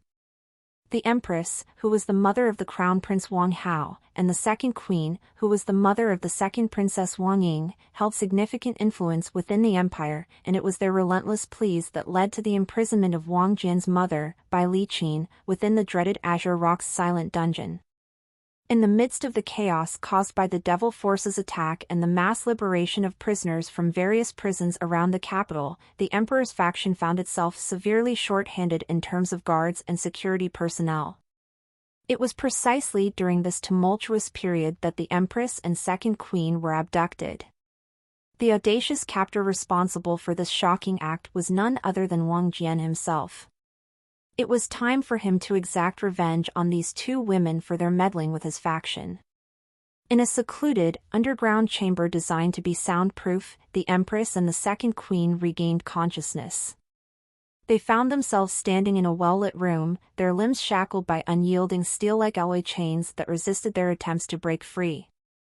As their eyes adjusted to the eerie glow, the two women's horrified gazes locked upon each other's naked and exposed forms.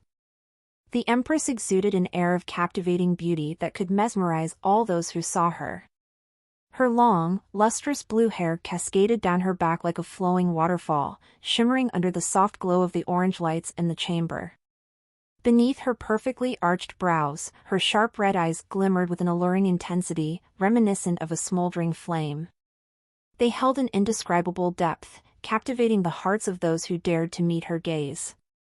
The Empress possessed a figure that could only be described as a work of art, adorned with wondrous curves that accentuated her femininity. Her voluptuous body seemed sculpted by the gods themselves, every curve carefully crafted to inspire desire and admiration. Beside the Empress stood the Second Queen, a vision of elegance and charm. Her long, flowing blonde hair cascaded down her back in gentle waves, gleaming like strands of pure sunlight. Her captivating purple pupils, like rare gemstones, shone with a hypnotic brilliance.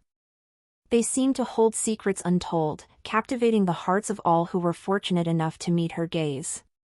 The Second Queen's figure was no less enchanting than that of the Empress. Generational beauty seemed to course through her veins, bestowing upon her a captivating allure. Her form was adorned with elegant curves, each one perfectly accentuated to capture the imagination of all who beheld her. Her slender waist tapered into gentle curves, harmonizing with her ample bosom and graceful hips, creating a silhouette that embodied femininity and grace. Both the Empress and the Second Queen possessed a rare beauty that transcended time. Their voluptuous bodies, wondrous curves, and generational allure made them the epitome of elegance and sensuality. And at this moment, both these women were in an unknown underground chamber. The remnants of their torn garments lay before them, a deliberate act of humiliation perpetrated by the unseen captor. Despite possessing the strength of Lord Realm experts, the two women couldn't sense their chi, rendering them powerless in this moment of captivity. For the first few hours, the Empress and the Second Queen screamed at the top of their lungs, desperately hoping that someone would hear their pleas and come to their rescue. While their nakedness caused them embarrassment, their main concern was their imminent danger. They would endure any humiliation if it meant escaping this grim predicament. Yet, as time wore on, exhaustion and hopelessness settled in. They began to doubt that anyone would come to their aid, draining their energy and resolve. In their shared predicament, the Empress and the Second Queen conversed, attempting to unravel the mystery of their captor's identity. Could it be one of those escaped prisoners filled with vengeance against the Emperor? Perhaps they seek to exact their revenge by humiliating us, the Second Queen speculated, her voice laced with anxiety.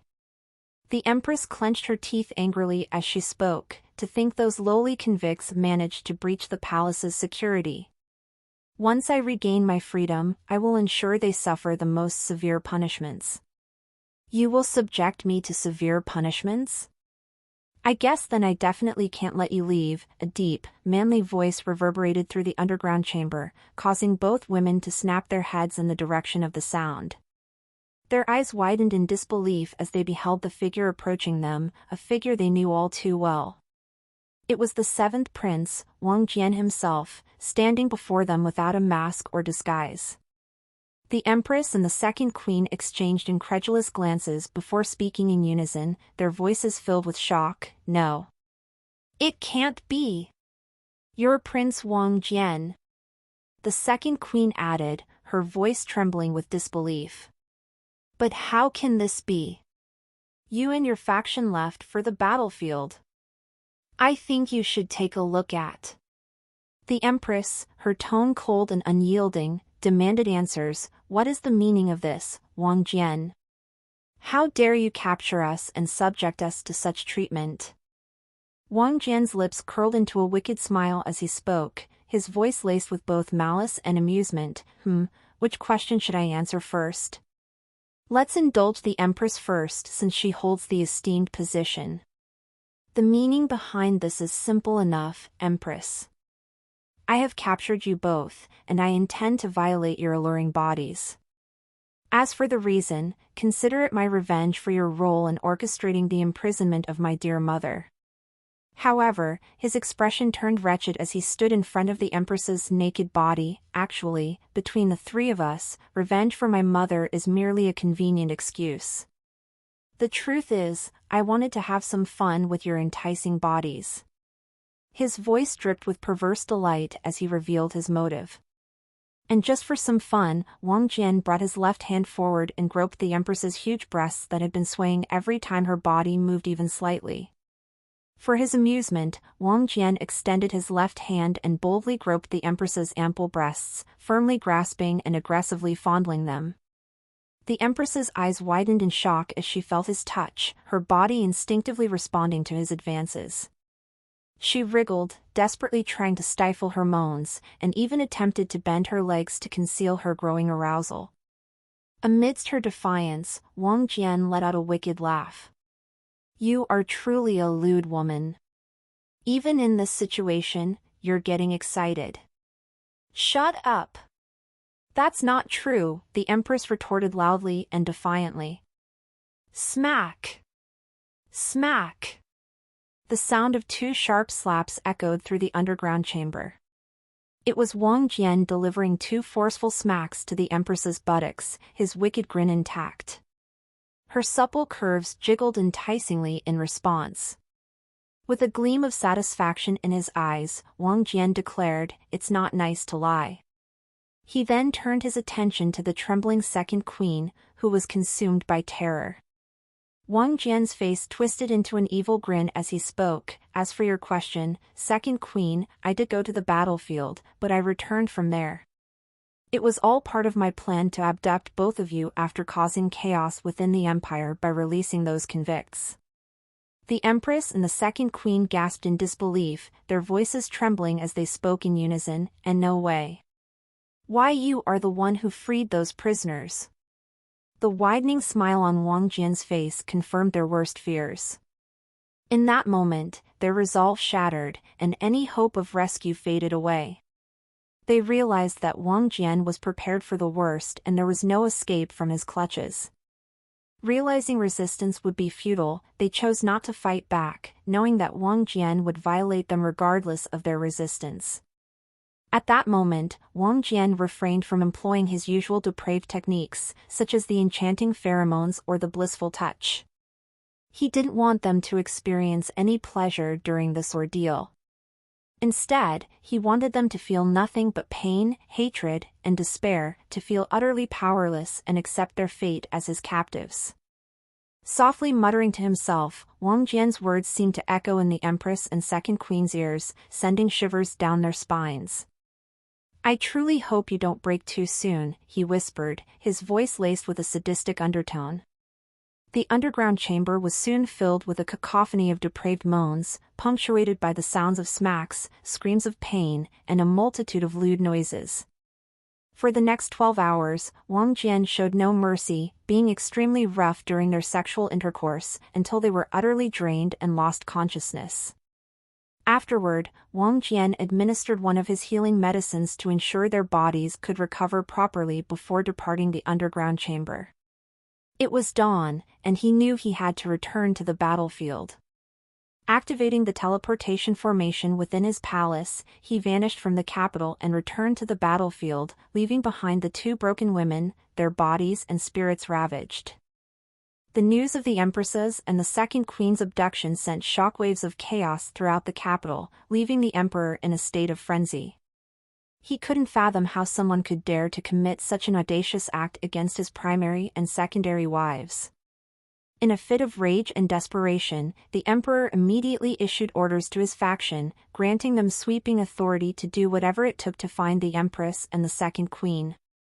Their mission became an all-consuming obsession, and they spared no effort in their search, turning the entire empire upside down. As the emperor's faction raised hell, they left no stone unturned, relentlessly pursuing leads and interrogating individuals from various rebellious groups. Many of these groups faced the wrath of the emperor's forces, leading to violent confrontations and merciless slaughter. Even secret and important locations tied to powerful organizations, sects, and clans were forcefully searched, revealing a web of evil deeds. Yet, despite their ferocious pursuit, the intended targets remained elusive. Driven by desperation, the emperor offered an unprecedented reward in exchange for any information about the whereabouts of the empress and the second queen. The reward was none other than a chance to choose anything from the royal treasury. This act demonstrated the depths of the emperor's despair and determination to retrieve his wives, regardless of the cost. All the cultivators who hadn't yet left for the battlefield to fight against the devil forces began to search for the empress and the second queen to get this reward. The royal treasury possessed artifacts and resources of unimaginable value. Each one of those could completely transform their fate if they acquired it. Unfortunately, even as these cultivators joined the search along with the emperor's faction, they failed to find any sign of the empress or the second queen. They even utilized the artifacts that could sense chi and spiritual energy and checked out both the palaces where the empress and the second queen resided respectively. However, they came up empty-handed as the assailants seemed to not have left behind any clues or traces for them to follow. Meanwhile, the battlefield between the empire's royal factions and the devils grew even more chaotic. At this moment, Wang Ying had given her answer to Yi Chen and Xyrithyia. It was a resounding no. Moreover, she revealed her true intentions when activating a ruthless trap her faction had prepared in advance to slaughter Yi Chen and Xyrithyia. The trap proved deadly, claiming the lives of 7 King Realm devils and hundreds of Lord Realm demons. However, it fell short of its intended targets, as Yi Chen and Xyrithyia managed to escape, aided by Xyrithia's ancestral nether curse scythe that broke the barrier surrounding them. Their swift speed enabled them to evade the clutches of the trap. Yi Chen found himself overwhelmed with distress and fury at Wang Ying's treacherous actions. While he had plans of betrayal as well, being deceived first clouded his judgment, making him blind to his own hypocrisy. He harbored hatred towards Wang Ying, convinced he was justified in doing so, oblivious to his own narrow-mindedness. With their negotiations with Wang Ying's faction having failed, Yi Chen and Xyrithyia were left with no choice but to shift their focus to a different battlefield. The central battlefield where the Crown Prince's faction clashed with the elite devil clans was an incredibly perilous and deadly place.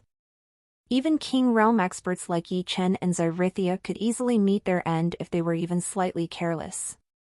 Both of them understood that their presence in the central battlefield would force the Devil Emperors to divert their attention to protect them, potentially exposing them to greater danger amidst the chaos. The wise decision was to first deal with the Emperor realm experts of the Empire to minimize risks.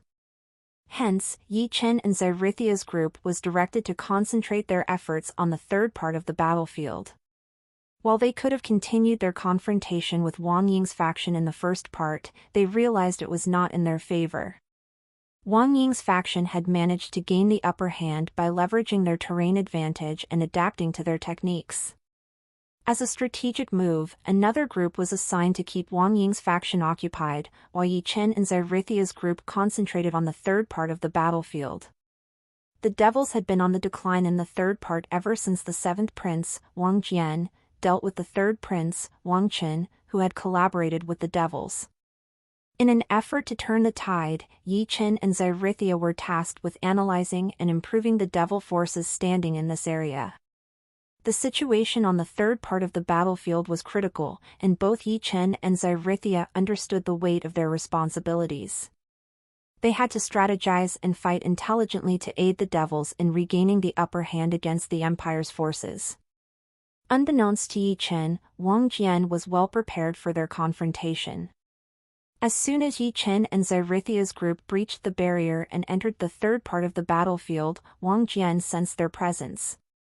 A wide grin spread across his face, and he wasted no time activating his spatial movement skill to warp to their location.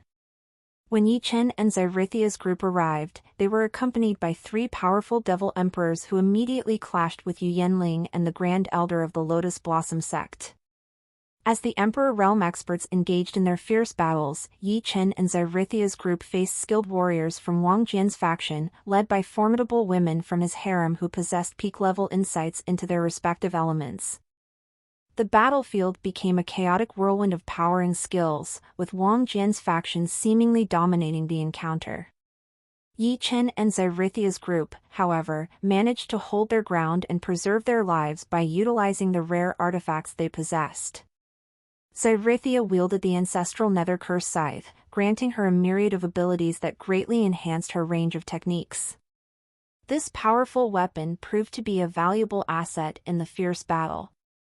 Meanwhile, Yi Chen possessed several rare artifacts from the Oceanic Tempest Storm Devil clan, including the Sea King's Devil Blade and the Ring of Pure Water. These artifacts allowed him to unleash devastating attacks while also providing him with defensive capabilities to protect his body from harm. As the battle raged on, both sides displayed their mastery of skills and techniques, determined to gain the upper hand.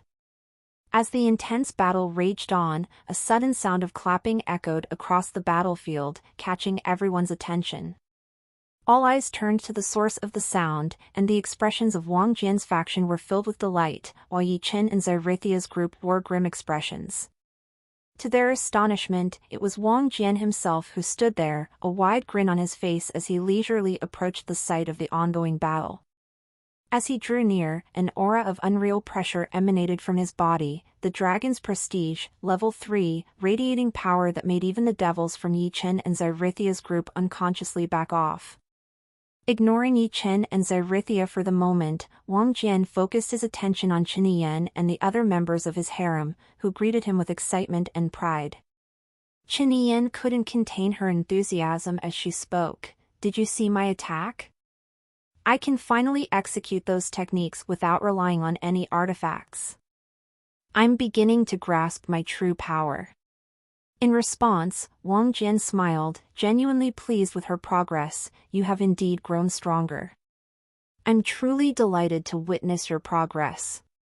He then turned to addressing his other harem members, commending them on their progress as well. T from N0/V/LB/co/M.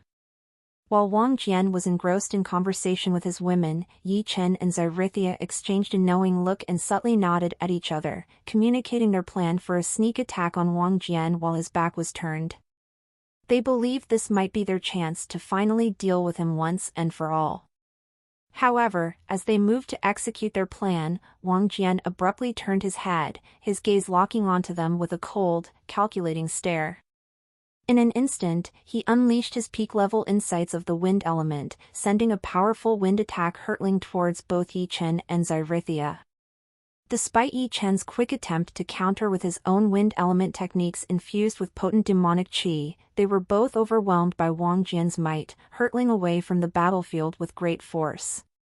With a swift movement, Wang Jian disappeared from his previous spot and reappeared right in front of Yi Chen and Xerithia, his expression bearing a somewhat conceited grin. "You really don't learn, do you? I'm getting tired of defeating you every time you come and mess with my faction," he taunted Yi Chen. Undeterred, Yi Chen glared back at Wang Jian and defiantly shouted, "This time will be different. I will emerge victorious."